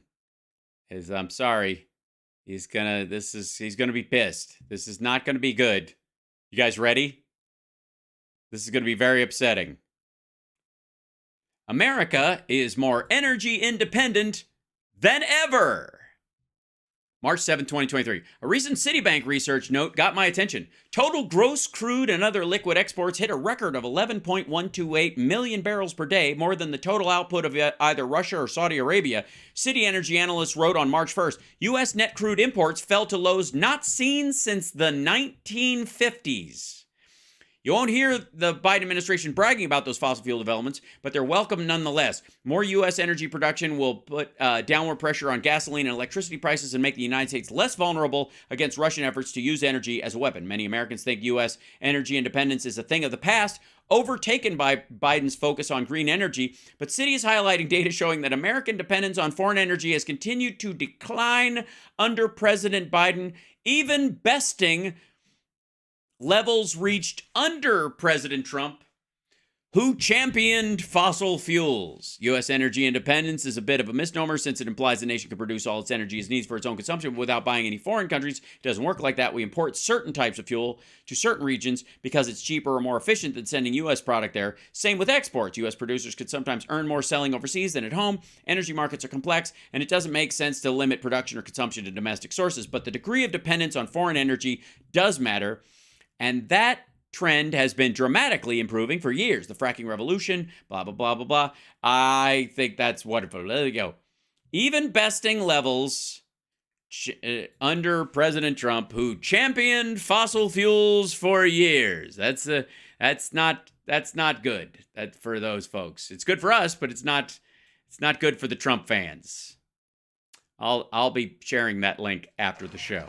For Texas, we would have had... we have more liquid gold under our feet than any nation in the world. Does anyone know that? Nobody. No, we do not. Venezuela has the most verified stores of oil. I mean, you can dream that it's there. That's what the fucking Saudis are doing. Knows that? And I got Anwar approved in Alaska, and one of the first moves the Biden administration did. Ronald Reagan couldn't get it done. Nobody could get it. Neither could you. Of course, Bush couldn't get it done. I don't know if he tried. But everybody tried to get it done. I got it done. We were all set. We were going to take out more. There would have been, we could have paid off debt. We would have made a fortune. As big as Saudi Arabia, probably, Anwar. And the first thing they did, first week, is they ended the Anwar deal that I've. They ended the Anwar deal. They let the Willow, Alaska. This is the one that, by the way, the Willow Project. This is the one that Biden is getting shit for right now. And this is ultimately the trade-off between, you know, how to protect Anwar going forward no matter what. Because it will, if you already have Willow in place and you've got, you know, slant drilling set up so that you're protecting the environment as best you can while still extracting the oil, it will make it so that it is financially untenable to go into Anwar going forward. That's what Willow does. Just so you know, because if you have that and you go drilling there, you're just going to drive down the price of oil. Like the oil companies have no impetus to take those leases and do anything with them because there's already enough in this one area. And so if they just keep pumping for the sake of pumping, it will drive the price down. That's what they're aware of, and that's what made the decision. About 2 weeks before the Biden administration approval of the Willow oil drilling project slated to extract millions of barrels of oil from Alaska's National Petroleum Reserve, Interior Secretary Deb Haaland had a meeting with key environmental advocates and indigenous groups that oppose the project. Those constituents prevailed on her to reject the massive ConocoPhillips drilling venture. Haaland explained that the agency had to make difficult choices, much to the dismay of the people she was meeting with. Haaland did not explicitly say which way the department was leaning on the decision at the time. Sources at the meeting said that she got choked up about it, which they took as an indication that she was personally not in favor of the project. It was evident physically how hard this position has been for her to be in. After months of internal deliberations, the Biden administration officially greenlit the massive oil drilling project on Monday, and it's fierce pressure from the state's congressional delegation and the major pushback from environmental groups, the latter of which will now attempt to stop the project in court. It won't be successful, though, and ultimately Willow will save Anwar. That's why they chose to go that way. Just letting you know. And by the way, the fact that he's like, I got Anwar, it never would have occurred to him to solve it this way, even as a pro-fucking oil president. Alaska was getting all set to go to town, but they were getting all set to go to town. Fill your boots, made mate. these promises and more, and I kept every single one of those promises. Yeah, Mexico paid for the wall, and your taxes showed up with right after your health care plan did, and it was faster and cheaper, and you drove down the price of it, and the Veterans Access Bill of 2014, you re-signed that yourself. Many more than that. Yeah, many more. Many more. Now we're laying out a bold, fast-forward-looking vision for what we will do when we take the oath of office as the 47th president of... So he's just using the royal we, because we will take the oath of office? Okay.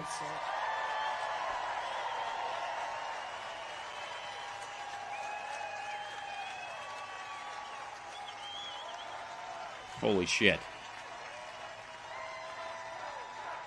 Oh, and at some point he starts playing his QAnon music. That's how we know we're almost done. It's actually nice, because they've strategically, he added this thing because people were starting to fucking doze off. And they're like, oh, sorry, the rousing part. I've got to be awake for the rousing part.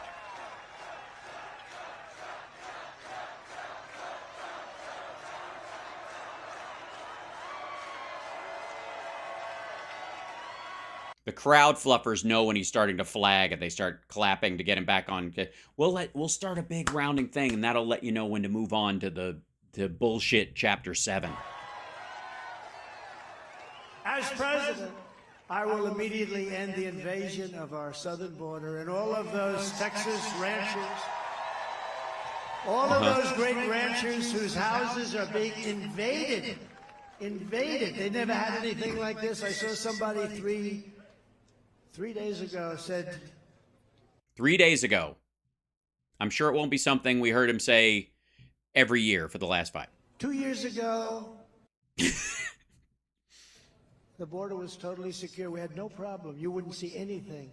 And today it's a disaster. People... Oh, you mean during COVID? Because Mexico had fewer cases than we did, so people were like, I'm not going there. I'm going to fucking die. Knocking on our door, and they want to knock the hell out of us. I built hundreds of miles. They said knocking on their door, and they want to knock the hell out of us. That was a direct quote. They didn't say, sir, I'm shocked. Miles of wall and completed that task totally as promised. And then I began to add even more wall in areas where it was needed. Okay, A, not true. 2, slat fence. And then why would you need more wall if you completed the wall? Why didn't you plan for the needed areas if you knew that it was needed? As opposed to, that'd be nice if the wall went a little further, but it's not really necessary because people, it's like cliffs and shit and whatever. But the necessary areas, we still had a lot to do, even though I finished the part that I did because largely I spent $15 billion repairing sections of barrier that the Obama administration had already built. All right. I could have done it all in 3 more weeks, but Biden... Yeah, 3 more weeks. Decided not to do it, and that's when I said, well, if he doesn't want to do it, then he actually wants to have open borders. That's when I first saw it, Dan. Under my leadership, we will seal it up and we will expand the wall. We will seal it up. They're going to caulk the wall. Even further, walls do work. Remember, I used to say walls. Thank you, Kathy. Wheels. They can come up with all the computers. Oh, she's saying, she says that, have you noticed the audience behind him changes because some of them are bored? Yeah, they rotate people out. People go and, fucking take a piss and go to the hot dog cart and go look at the merch table. And they've heard these songs before. Believe me, they've heard them before. And everything they want. Some of them are trying to get to their car because they know the team is losing and they want to leave before the buzzer. Things that are going to work for a long time are walls and wheels. Motherfucker. Other countries are emptying out their prisons, insane asylums, and mental institutions. Both? Really? They have... How do they decide? We are here today to adjudicate whether or not you're going to the mental institution or the insane asylum. And if you talk shit again, I'm putting you in the loony bin. We have 3 choices, and we're going to spin the wheel of crazy to see... And sending their most heinous criminals to the United States. And who can blame them, right? Who can?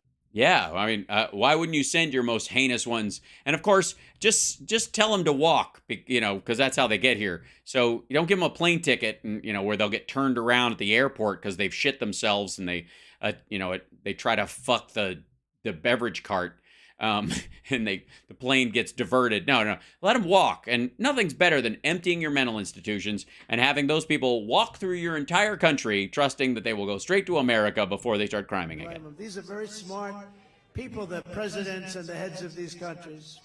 Yes, it's a very smart leader that says, open the doors on the mental institutions and let these people just walk. And then someone take a little bell or chime and walk this way. They will follow you. Don't worry.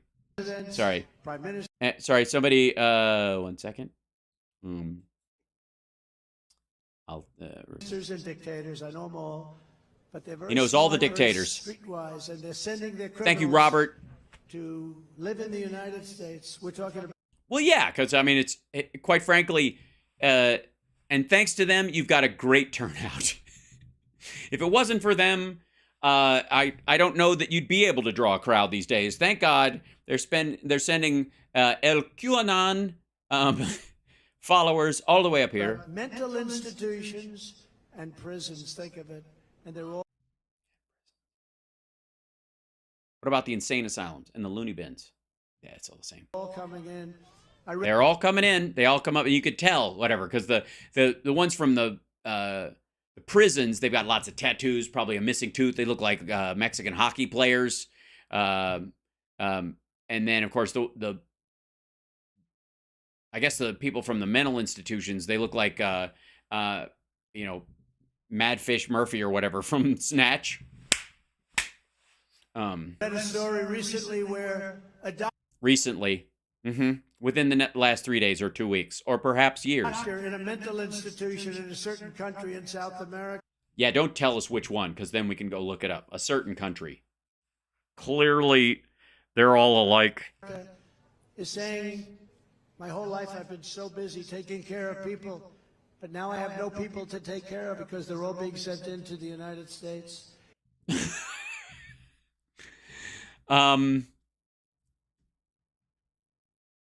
Yeah, I believe it. I mean, I don't know. Why would you even question that? Of course that article exists. Of course that's real. That's not something he saw on Telegram written by a QAnon lunatic. That's something, I mean, that's how they, I don't know why I even bothered in my life I want to help people, but I have no one to help because someone is giving all my craziest patients scooters and a backpack full of snacks and telling them to go to El Paso. And I have 4 cannibals. I was having such a great time. We had a study going. And now They left 5 days ago. They haven't chewed anybody. I don't know if it's a cure or it's temporary. It won't even happen. And then once they get to El Paso, it's going to be like 28 days later. And I said, how stupid are we? How stupid are we? To believe that story, pretty stupid, I think. Pretty stupid. How stupid are we? We're going to be... How stupid are we? How stupid are we? We're going to find a crazy person walking all the way to America. How stupid are we? I can't wait for Trump the musical. It's going to be so good. Living with us for so long, but we're going to get as many as we can. We're going to get ICE on the road because ICE... Yeah, they'll be easy to spot, obviously, because they'll be, cannibal psychopaths and habitual masturbators and people with OCD, all those traits. They're all the same. You'd think that'd be 5 people, but it's actually the same person. And Border Patrol. Yeah, who have apparently stopped doing their job. Guys like Tom Homan, who I saw yesterday, is fantastic. Where'd you see him? At a golf course? Why isn't he at the border? Why is he leaving the border wide open, bastard? You have some people at Border Patrol, I'll tell you. You're a leader at Border Patrol. I won't mention his name because I don't think he's supposed to be very political. But you got a great, that's right. You got a great man at Border Patrol. Okay, then why did he stop enforcing the border, apparently? Why? Because the president can't constitutionally, declare the border open. It's just not even fucking possible. So maybe, just maybe, he heard the president wants the border open.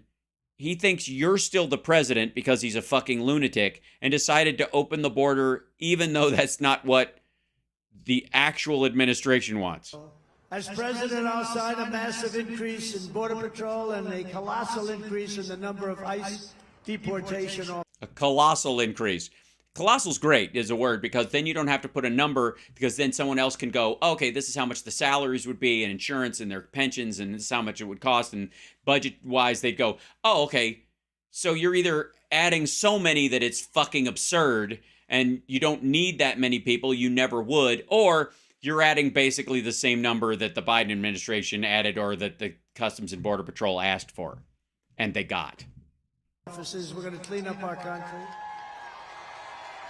Yes, and you're going to do it entirely without migrant workers. Motherfucker, you can clean Mar-a-Lago without migrant workers. We're going to clean it up. These are great American heroes. Nobody knows about it. And, I know some of the people in the first few rows. And you guys think you're tough, but you're not tough. They go into these dens and they fight and they've got knives and they're tough guys, but they're not going to work for ICE. ICE will walk into MS-13. They call it a nest. They call it a nest. That's why they do it. And it's interesting because in MS-13, it's the males that sit on the eggs while the females go out and get the worms. Isn't that weird? You'd think it's backwards because they're so macho, but it's true. And it's kind of like penguins. Where guys will kill young girls. They killed 2 young 16-year-old girls with knives. They didn't want to use a gun. Just every day, that's what they do. So how does this work out? So do they wait until Customs and Border Patrol come into the nest before they kill the girls? Or are they killing them and that's the only thing that makes them go into the nest? Or does the male kill the 16-year-old girls and then the mama MS-13 bird barfs it into the mouths of the young MS? I'm so confused. Because it's too fast. They're vicious, vicious people. And they kill them. And they kill them like this. They kill them like Picassos. They're the Picassos of knife murderers. With knives. They carve them up. They carve them with knives. Look, this hand gesture, he likes it because that's how he thinks. You know why? Fuck me. You know why he does that? You know why when he talks about knives, you know why he does that? Fucking Crocodile Dundee. That movie came out when Trump thought he was at his zenith. It was a big movie. They go to the Four Seasons. It's about fancy New York life and blah, blah, blah. And that's not a knife. And he brings out a knife and whap, whap, whap. He does that motion and slices the dude's jacket. And then the guy runs off. It's not Zorro. That would be that. That's not a knife. That's exactly what because he pulls the knife and he goes, yep, yep, yep, yep. Like that's what he's talking about. I'm sorry, but Trump has like 5 cultural references he hits like a fucking hammer all the time, and that's where he got it from. And they died. Both of them, they were going to school. They were walking to school in Long Island, and they killed them. And this is choppy. I'm not doing this. This is their own thing. I don't know why it froze in that regard. Yeah, it just jumps ahead. Hold on. Did they just cut this stuff out? Or is he almost out? What's happening?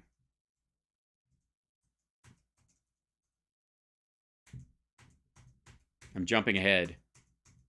It's just frozen. That's fun. Hold on, let me see. Oh. Got Anwar approved in Alaska, and one of the first moves of Biden. No, I guess that's it. Any more than that. Now we're laying out a bold, fast-forward-looking vision. Okay, yeah, we saw this part. Texas ranches. Yeah. Of wall and complete. Other countries are emptying out. Boring. Coming in. Okay. Yeah, coming in. Right. And then it freezes. And then I think it goes to black. And then do they ditch out and come back? Is that what happens? Oh yeah, there he goes. So they froze for a second right there. And we'll jump ahead.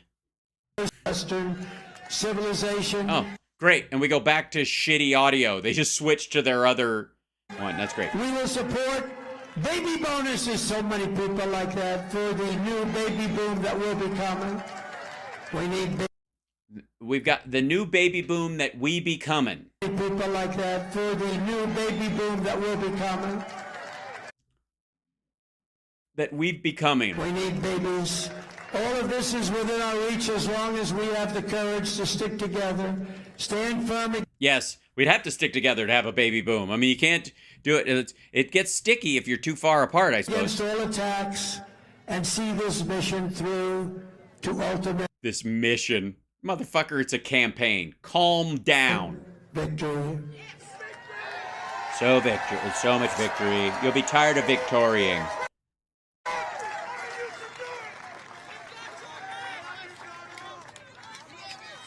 In conclusion, our Thank God. MAGA movement is the greatest political movement in the history of our country. I mean, we did have a civil war to end slavery and the civil rights movement and suffrage and the Industrial Revolution and the actual Revolutionary War itself and the creation of our democracy. Together we are taking on some of the most menacing forces and vicious opponents. Our people. Yes, menacing forces of Joe Biden and Chuck Schumer and Nancy Pelosi. It's just, I don't know. It's like you might as well be fighting Dracula himself. I've ever seen some of them from within, but no. Well, yeah, some of them. Obviously, the rest of them are all moles. No matter how hateful and corrupt the communists and criminals we're fighting against may be, you must never forget this nation does not belong to them. This nation belongs to you. To you, front row Joes. It definitely does. If you were smart and you bought real estate in every state that I've talked in, and none of the ones that I don't go to because it's too expensive, actually. Belongs to you. Oh, I only talk where there's cheap real estate. I'm just saying.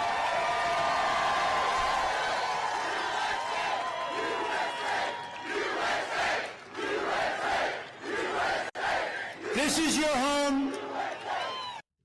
Well, no, a lot of them are from out of town. This is your heritage. Well, I mean, I think a good portion of them are from the Midwest or,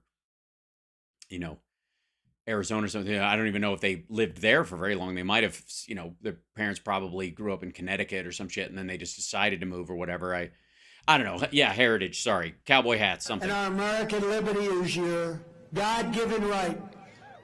Which is why you're not allowed to bring guns here or your own signs, only the signs we give you, because freedom of speech and freedom to bear arms, the right to bear arms, is sacrosanct in our movement. So that's why we had to frisk you and take away your bags, and why no one could bring in a bag bigger than this unless it was see-through, and why we looked through all your shit when you came in, because freedom is not free. From Waco. But unfortunately, this stupid fucking rally is, and I'm not making a goddamn dime. Well, I'm making some. Mike Pillow's paying for all this shit. To El Paso. From Waco all the way to El Paso. Shit. That's a big drive. From Houston to Dallas. All right, so we're staying mostly within Texas? And from the Red River to the Rio Grande, the people... Okay, so fuck this sea to shining sea bullshit. I guess we're just going for the places that we know like us. All right. People of Texas live and breathe the fierce spirit of independence. Yeah, from the electrical grid, and sometimes that results in their children dying and their senators running off to Mexico while it happens, but fierce independence, sure. You are great, great people. Yes, who talk about secession more than any other state because you love America that much. You just don't like your fellow Americans or the Constitution. I get it. It's really a geography thing, kind of, you know, not America, but like North America and South America and Tejas America. And so that'll be its own America, kind of like the future Panamas of the world. Great people. Pastor. Thank you, Robert. This is the state where William Travis, James Bowie, and Davy Crockett made their last stand at the Alamo. Yeah, it's not the happiest story in the, you know, in the lexicon of, but go ahead. This is the state where a small band of patriots, the Battle of Gonzales. You know all about the Battle of Gonzales. No, we don't actually. Tell us, if you would, good sir, because some of us aren't as educated as you are. We didn't go to Horton. Tell us all about the Battle of Gonzales. We'll wait. Gather in, everybody. This is important because and the nice thing about the Battle of Gonzales is that the parallels between his campaign after, you know, winning an election, even though he lost the popular vote, and then losing the next one, and then having a desperate Hail Mary attempt to win another one to keep himself out of jail, is very much like, if not exactly like, the Battle of Gonzales. Tell us all about it. You guys know about the Battle of Gonzales. You love the Battle of Gonzales. All I have to do is mention the Battle of Gonzales, and you guys get all perky. Armed with a single cannon, stared down a foreign enemy and declared, "Come and take it." They said, "Come and take it." They said, "Come and take it." And they took it, actually. So, yeah. I mean, they only had one cannon, so. Yeah. And Texas is the state where generations... And that's just what, you're just going to leave us hanging? What happened? Did they come and take it? Hold on. Hold on.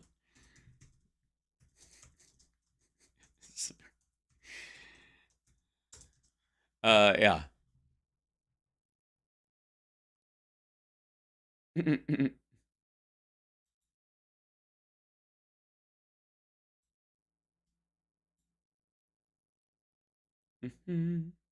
Okay. There you go.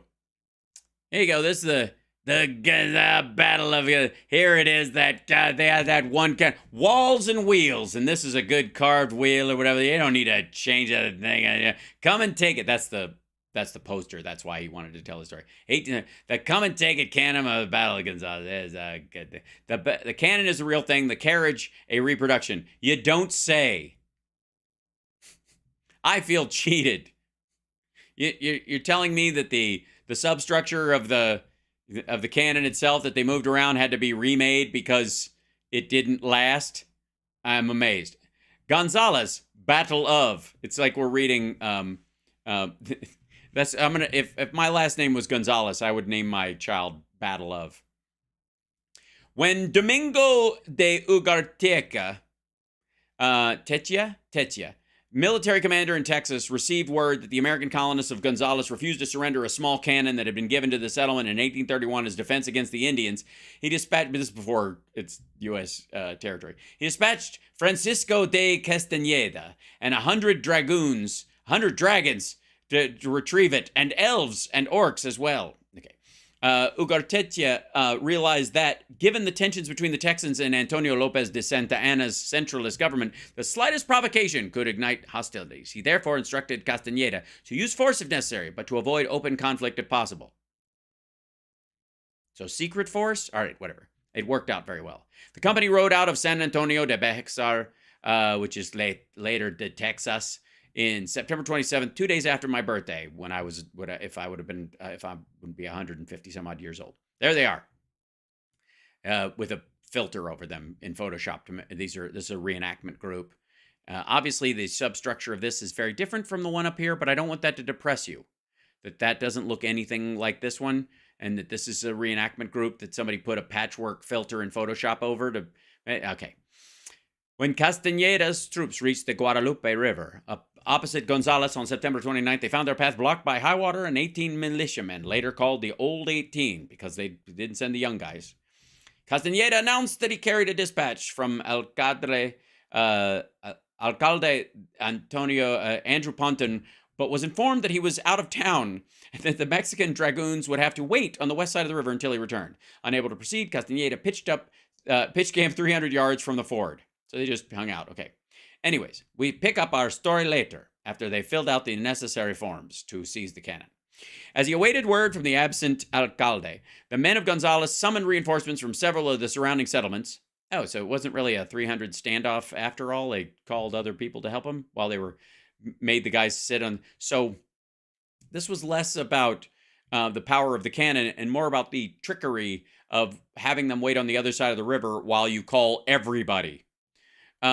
Later, a Coshada Indian entered the Mexican camp and informed Castañeda that the number of Texan volunteers now numbered at least 140, and more were expected. Knowing he could not force the guard crossing, Castañeda abandoned his campsite near the fort and marched his troops in search of another place not so well defended where he could cross without any embarrassment. Around sundown down on October 1st, he ordered his dragoons to pitch camp. And, of course, they went to sleep, and one of them farted during the night, and flames burned the entire encampment down. 7 miles upriver from the contested fort and land belonging to the colonist Ezekiel Williams, who clearly had a beard and no mustache. I'm just going to call it. That's what I think. The Texans were also on the move. One night, October 1st, their troops crossed to the west bank of the Guadalupe and marched upriver towards Castañeda's new camp. On the morning of October 2, they attacked the Mexicans, and Castañeda ordered his men to fall back to a low rise behind the camp. This is a replica of the flag. It's not the real one. I'm very disappointed because it looks like a condom with a reservoir tip, quite frankly. The world's thickest condom. But don't let that take away from your pride of this moment. Okay. During a lull in the fighting, oh, good. There was a lull. Time out. It's time for a lull. We're lulling right now. Stop with it, please.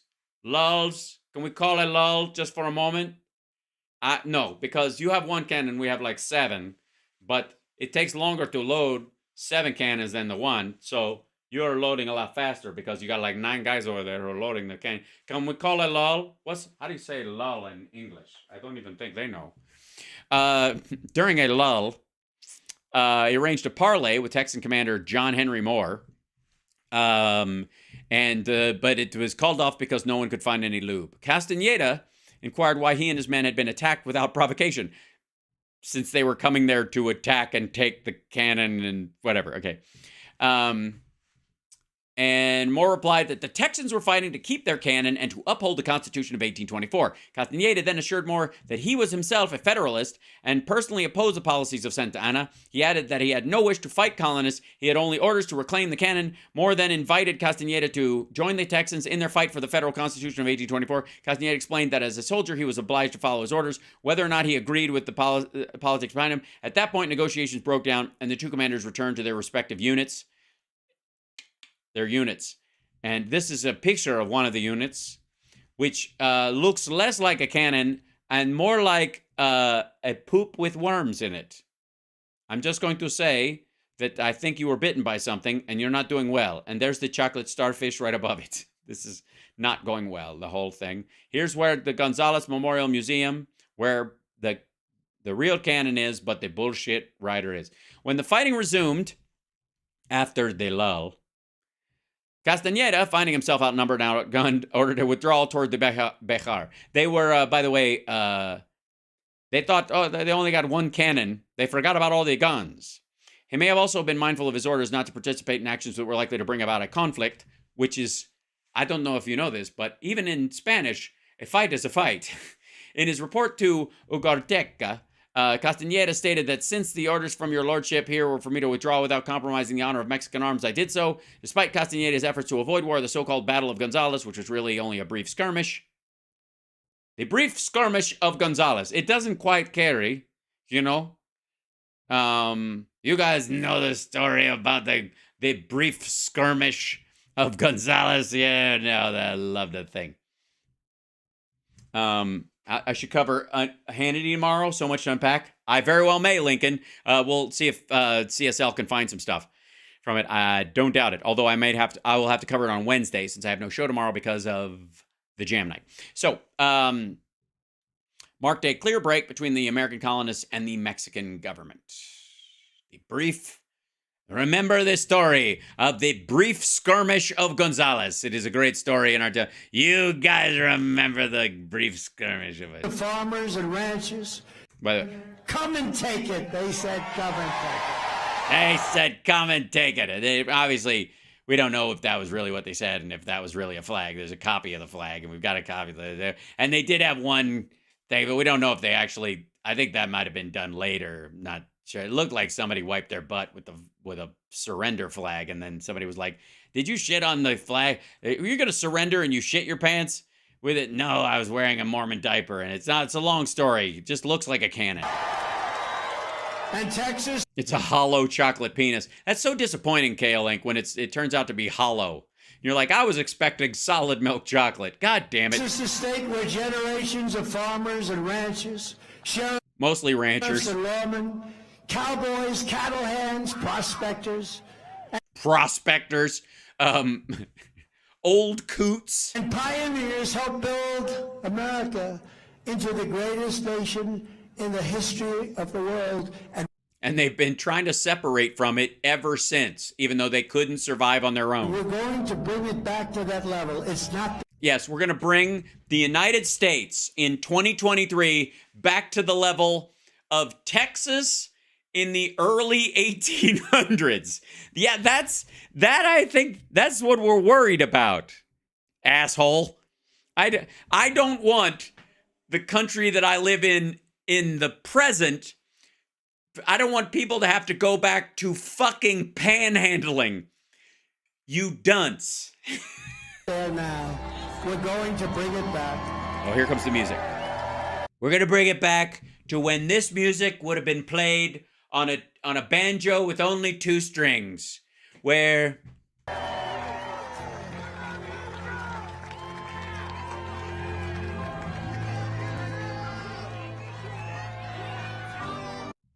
yes, I know you're saying it's stupid of me to do all these speeches with the music playing in the background because removing it later and laying the music under it for an ad will be very difficult. But the money we save on post-production is better than me actually not giving a fuck.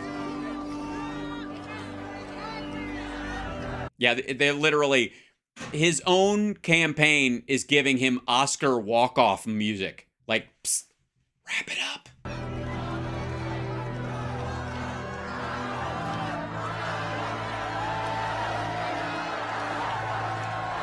Can you guys hear that? Am I just...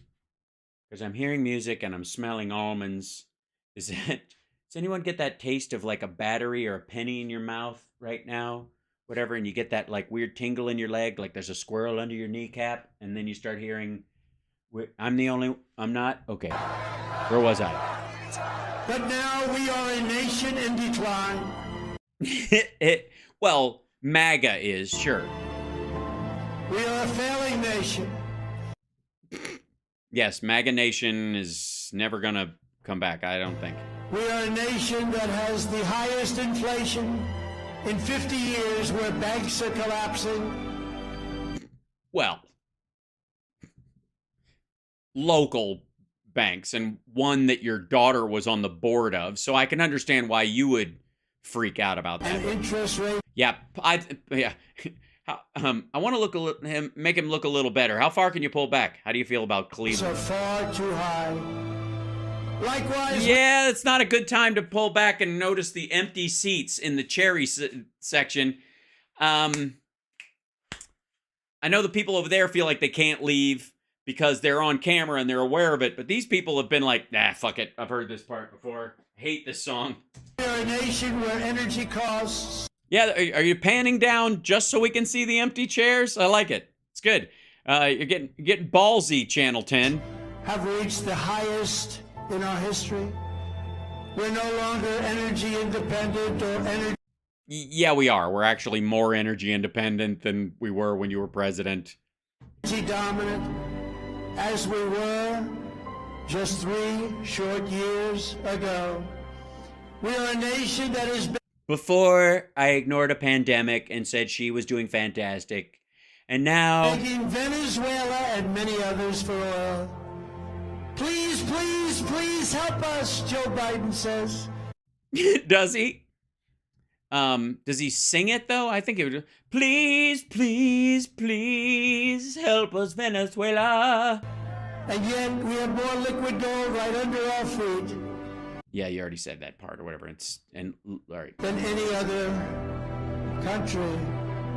We are a nation that is consumed by the radical left's Green New Deal. Yet everyone Oh, God, not the Green New Deal. Oh, dear. knows that the Green New Deal will lead to our destruction. Yes, the destruction, because obviously, green is if he's from the evil yellow universe, and green destroys it if anyone follows their favorite superhero named Hal that isn't me. We are a nation whose leaders are demanding all Better microphones. electric cars, All electric cars. even though they can't go far. Even though they can only go on average 300 to 400 miles, and most of you would cool Elon Musk's balls in your mouth if you got half a chance and think he's a genius, but he's not. He's trying to destroy the country, and his cars are shit. They don't go very far because we've all got to go more than 400 miles without stopping. Cost too much. Cost too much. And whose batteries are produced in China China and Marjorie Taylor Greene's district. with materials only available in China. China. What the fuck is that? China. China. With materials only available in China. China. That's fucking weird. I always thought the way he said China was fucked up. This is a whole new level. I mean, I guess it's his attempt at being musical. This is just him being tone deaf. When an unlimited amount of gasoline is available inexpensively in the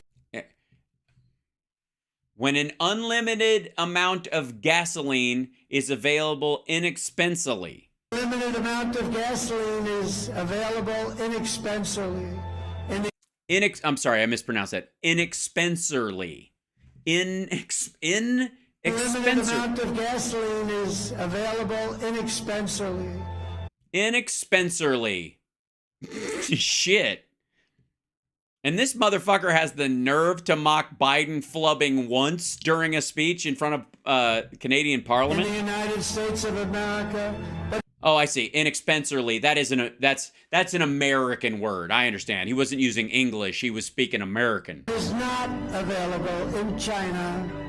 In China, it's very expensive. We are a nation that ended oil exploration and production in the United States No.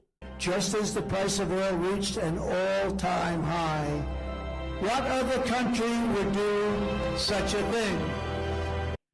Well, none, and we didn't. So, I don't know. Do you have some magic map in your fucking head? We are a Narnia? nation that surrendered in Afghanistan, No, we didn't, and stop shitting on our soldiers. leaving behind dead soldiers.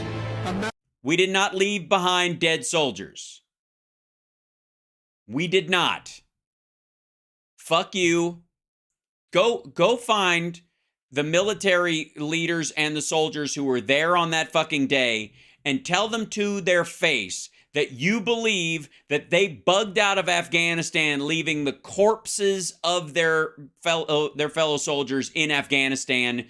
You motherfucker. American citizens and $85 billion worth of the finest military equipment anywhere in the world. Well, the finest shredded military equipment, but sure. Yeah, I mean, it was literally scrap metal, but it was fine at one point. I'm certain that, when it rolled off the assembly line or when it was used, about 10% of its functional lifespan. We are a nation that allowed Russia to devastate a country, Ukraine. Thank you, Tobias. Yes, this is overtime. Thank you. Killing hundreds of thousands of people, and it will only get worse.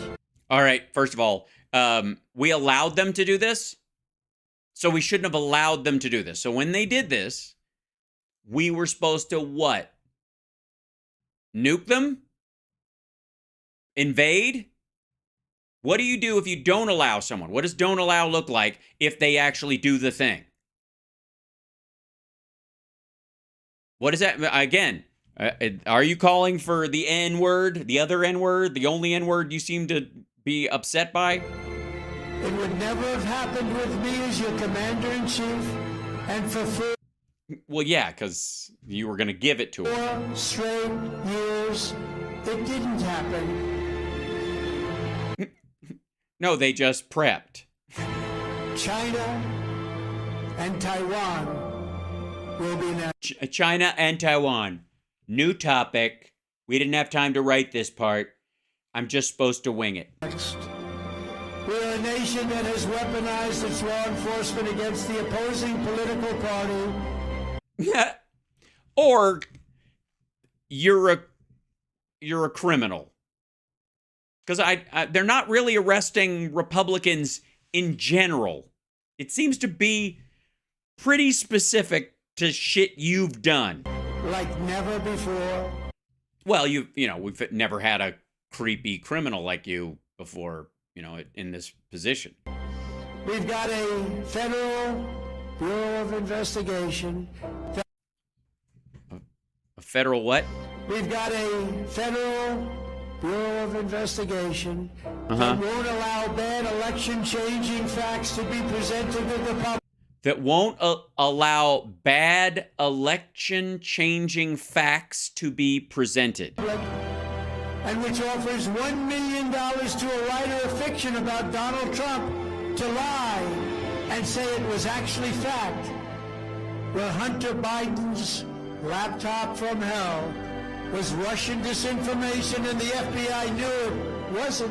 When you've lost the half-naked guy in the American flag overalls where there is no fucking way that guy hasn't farted through the stripes at some point during this gathering.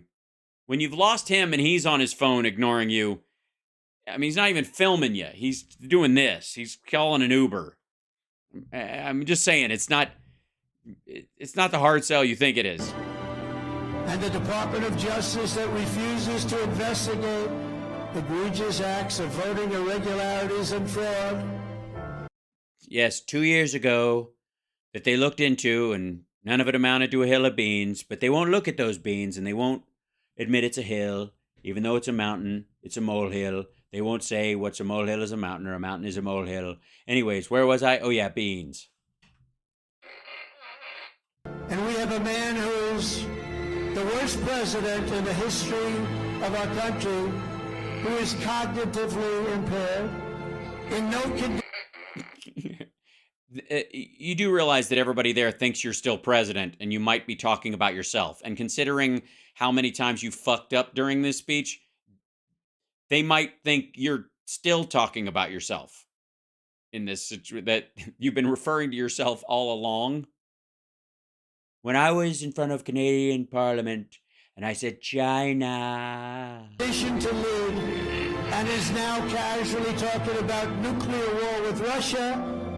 Yeah, he just casually talks about it. He doesn't even finish chewing. It bugs the fuck out of me. He's like, anyways, we're gonna nuke those fuckers, and this kind of thing. Whatever. You gonna finish your fries? Yeah. So who did you nuke first? Honestly, I mean, let's say they made a version of War Games today, and the kids were Russian. What do you think? Like those kids hit one in Russia, or wanted to hit Vegas. So where in Russia would be? What's the Vegas of Russia? Miami. He has no idea what he's even talking about. And yet, he manages to get things done that you couldn't, and he can destroy the country, which takes a lot of work, but he's able to do it even though he doesn't know what he's doing. This war would be World War III and far more devastating than any of the previous world wars because of the weaponry. Yeah, but he just talks about it. It's just, and he keeps bringing it up. And can you imagine? I don't know if you guys have seen the end of Terminator 2. That no one even wants to think about or to I don't want to think about it, but you keep making us, and obviously the music is supposed to discuss. Yeah, you're not even supposed to discuss it. If somebody brings it up and you're part of a conversation, do not contribute.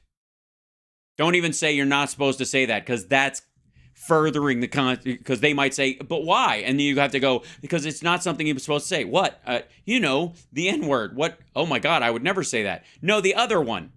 Nipple? No. What'd you say? Nuclear. Say it again. Nuclear. Nation that no longer has a free and fair press. Boo. Fuckity who. Fake news is all you get. That's all you get. This is what you want. This is what you get. This is what you want. This is what you get. This is what you want. This is what you get. This is what you want. They are the enemy of the people. We are a nation where free speech... Apparently they're like, all right, fuck this. We're packing up. I'm not going to sit here and take this shit. ...is no longer allowed. Where crime is rampant and out of control like never before. Yes, everyone here has been pickpocketed while they were listening to him not be able to say anything for 2 hours straight. We are a nation that is allowing Iran to build a massive nuclear weapon would have... Motherfucker, that's what they were... We stopped them from doing that, and then you got out of the Iran deal. And by the way, a massive nuclear weapon? He does realize that, in terms of nuclear missiles, size isn't really the issue. The bigger it is, the easier it is to spot. It's the fast ones you got to worry about. Never happened. And it would have never happened if we did this, if I hadn't been president, because we'd still be in the Iran deal. China to use the trillions of dollars it has taken from us to build a military that will rival our own. Yes, it totally will. If we stop building our military for 20 years and they double what they're doing. Perhaps. Of course, they won't have any young people to run it because they're aging so fast, and their demographic collapse is historic. But yeah, okay. Maybe they'll have robots. Probably robots. And just 2 years ago, we had Iran, China, Russia, and North Korea in check. Did they? Dude, you were on their side. They weren't going to do a thing against us. And by us, he means the Trump family. And everyone knows it. Yes, we know that you were intending on building buildings in their countries and all that kind of stuff, but they turned out to be shitholes, ironically. Now Russia and China are united and holding summits to carve up the world. Holding summits to carve up the world. Apparently each other's worlds, because on the day of the summit that he's talking about, the Wagner group in Africa murdered a bunch of Chinese mine workers, and the Chinese renamed Russian cities and provinces that they'd lost in the Sino-Russian War. They renamed them their Chinese names. It's going great. Couldn't be better. And perhaps most importantly, we are a nation that is no longer respected or listened to on the world stage. Well, I mean, if you don't count, NATO or the European Union, or the Middle East, or specifically Qatar and the rest of the countries that aren't insane, and the Canadian Parliament just last week. We are a nation that in many ways has become a joke. Uh-huh. Where do you get that feeling? Is it because everybody laughs wherever you go and you're like, I am America? And we are a nation that is hostile to liberty, freedom, and faith. We are a nation whose economy... We're hostile to liberty, freedom, and faith. Is that what Waco was about? This all just started just now, didn't it? The economy is collapsing. It is. It's totally collapsing. I mean, have you seen the stock market? I mean, it's up over where he was, and he thought that was an indicator. And of course, unemployment's way down or whatever, and wages are actually still growing, and the Fed's having a hard time with inflation because it's not based on monetary policy at all, and the supply chain is shortening every fucking day, and Biden's entire plan to make made in America and all the chips that we would need for our advanced electronics to be made here and assembled in plants in Mexico and Canada is a partnership in North America so that we could have everything that we need made here, and everything we bought outside the North American territories would actually be the optional shit that we can all live without. But besides that, we're fucked. Whose supply chain is broken. Yeah. Whose stores are not stocked. Our stores are not stocked. There's nothing. Have you been to the store lately? What do you mean, what store? The store. What other store do you think there is? The store. There's nothing there. God. Deliveries are not coming. And the deliveries are not coming. Fucking. Oh.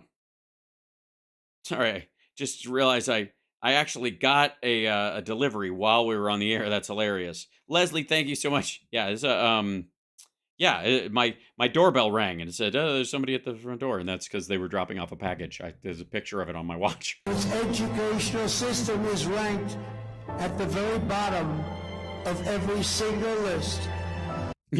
The American educational system is ranked at the bottom of every single list.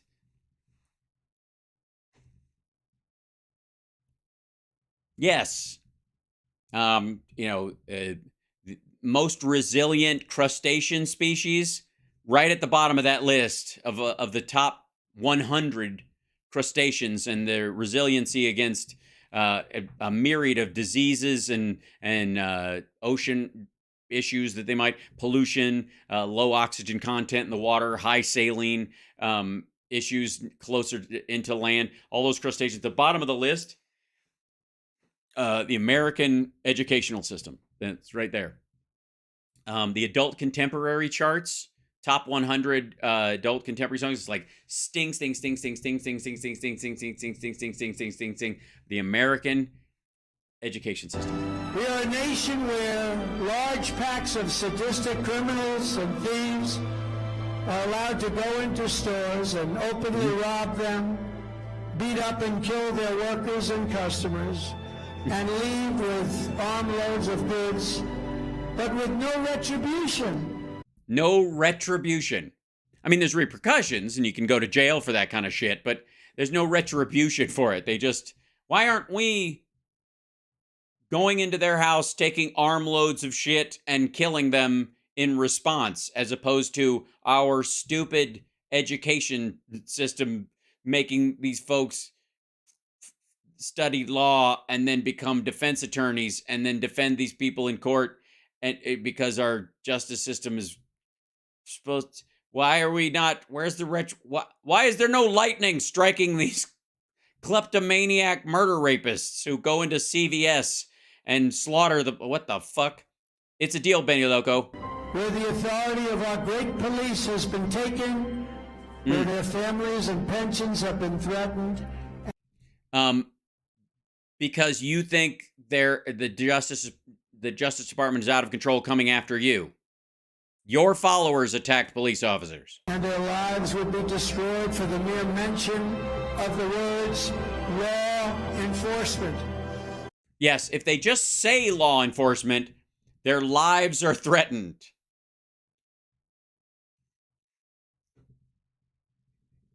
Just saying it. You can't even now, like, our country is such shit. You can't say, I don't even know how I'm surprised somebody didn't just.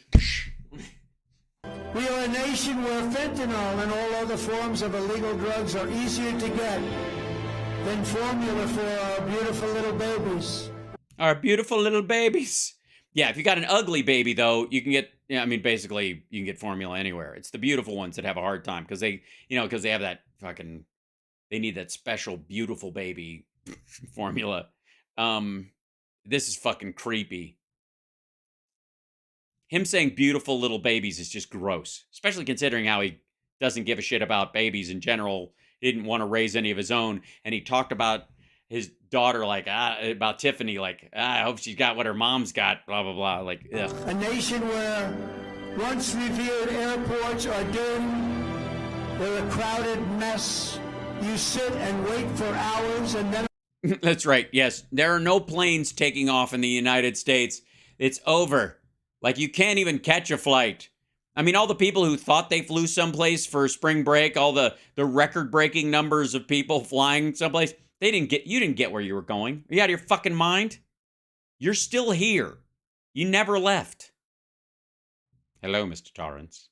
You've always been here. Are notified that the plane won't leave, and they have no idea when it will. He's trying to go after that Cenk Uygur voting block.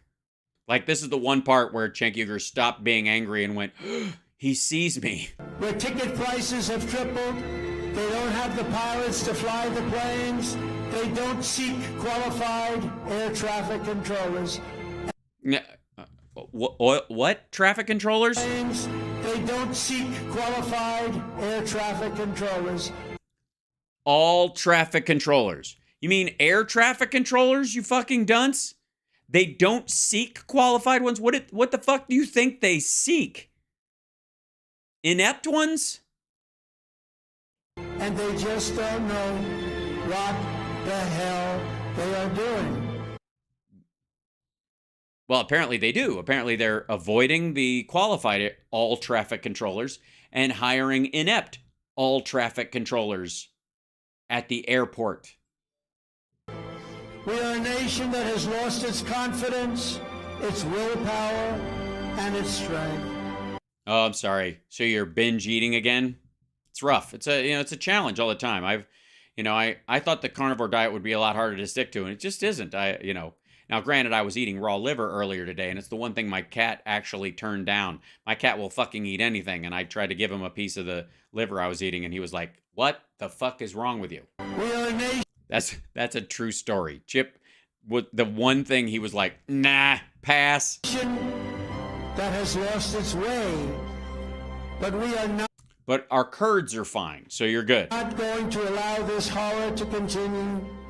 2 years ago, we were a great nation, and we will soon be a great nation again.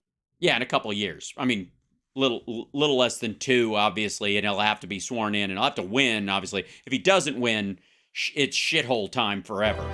It was hard-working patriots like you who built this country, and it is hard-working patriots like you who are going to save our country.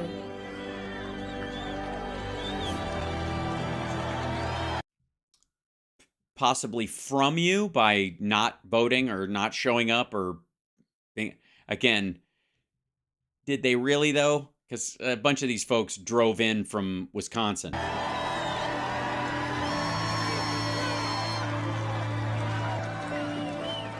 The sun is setting on America and on this rally. There, you could tell it's getting darker. The sun was like kind of outlining him earlier. It was kind of a great shot. And now the sun has gone down. He's like, all right, they're going to turn the lights on. It's going to look like shit in a couple minutes. I got to get out of here.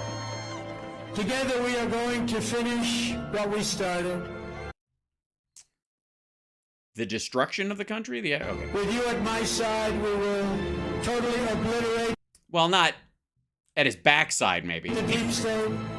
We will The deep state. Oh, God. banish the warmongers. Warmongrels? Did he say fucking Deep warmongrels? state. We will banish the warmongers Yep, he said warmongrels from our government. from our government. They could be anywhere else, though. If they're in malls and shit, who cares? We will drive out the globalists, and we will cast out the communists and We'll cast them out. Cast those demon communists out, along with the globalists. AKA... Marxists. We will throw off the corrupt political class. We will beat the Democrats. We will rout the fake news media. You're going to rout the fake news media. Yeah, you're doing a great job so far. It's like, I feel, yeah. You, Matt Taibbi, against the world. We will stand up to the rhinos, and we will defeat Joe Biden and every single Democrat. No, you won't. We will liberate America from these villains and tyrants who are looking to destroy our country. No matter what they throw at us, no matter what they do to us.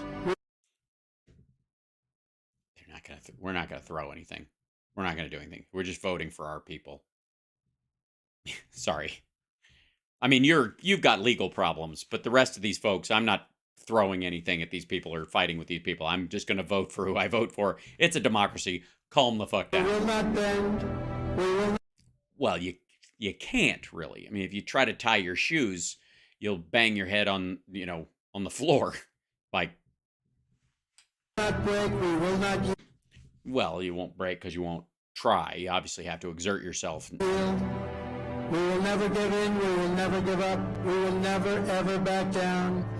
We will complete Also, other slogans. the mission. We will cross the finish line. We will grab the brass ring. We will eat the donut. We will core the apple. We will climb the cherry tree. We will chop down the mountain. We will demolish. We will fold the towels.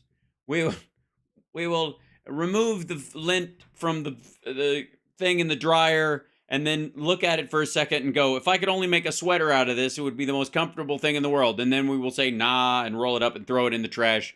We will take the garbage cans to the curb and wait a day longer than we should to bring them back. And we will rescue freedom, liberty, and justice. From the pound. And we will Those are 3 dogs, apparently. restore the American Republic to all of its greatness and glory, greater than ever before. Well, then how can you get it back to the greatness it was if you get it greater than ever before? Because you can't restore something to something more. Never mind. My fellow citizens, this incredible journey we are on together has only just begun. We've only just begun to fail. We are one movement, one people, one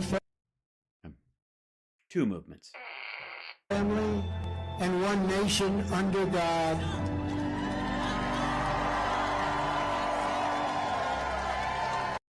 They love that God shit. When I said, look at that. When I say God, look at them like a bunch of fucking monkeys.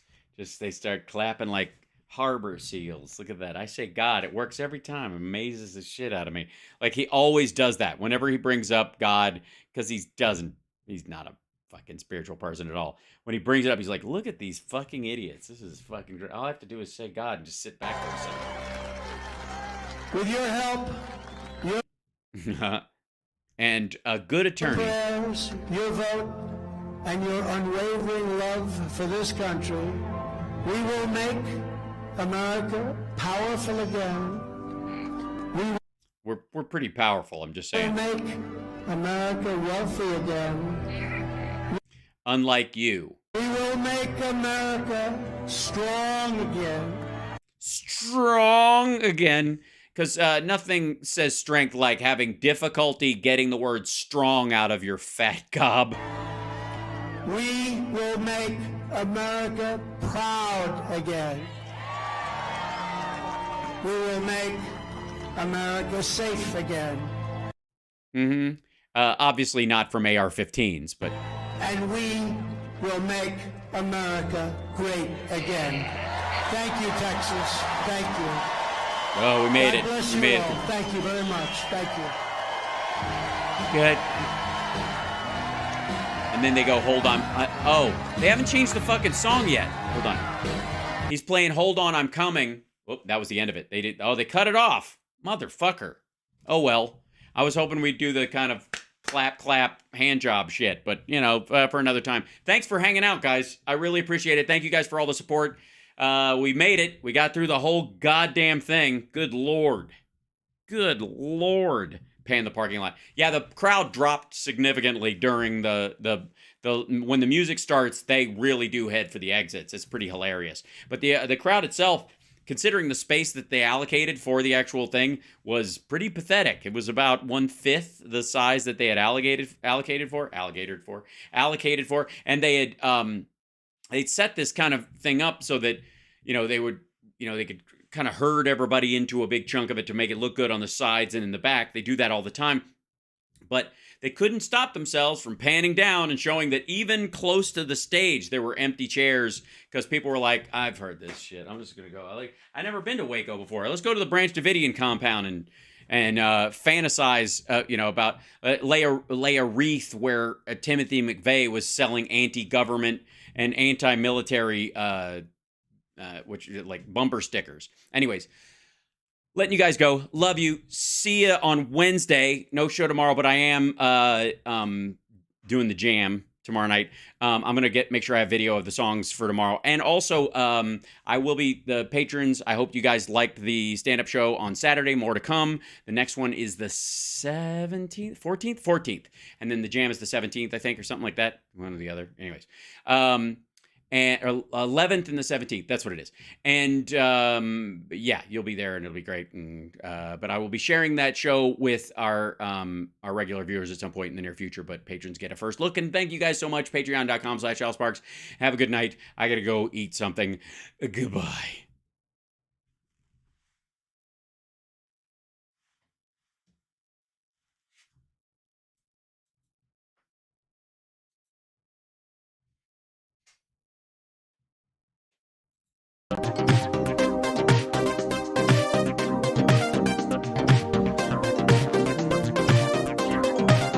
Good.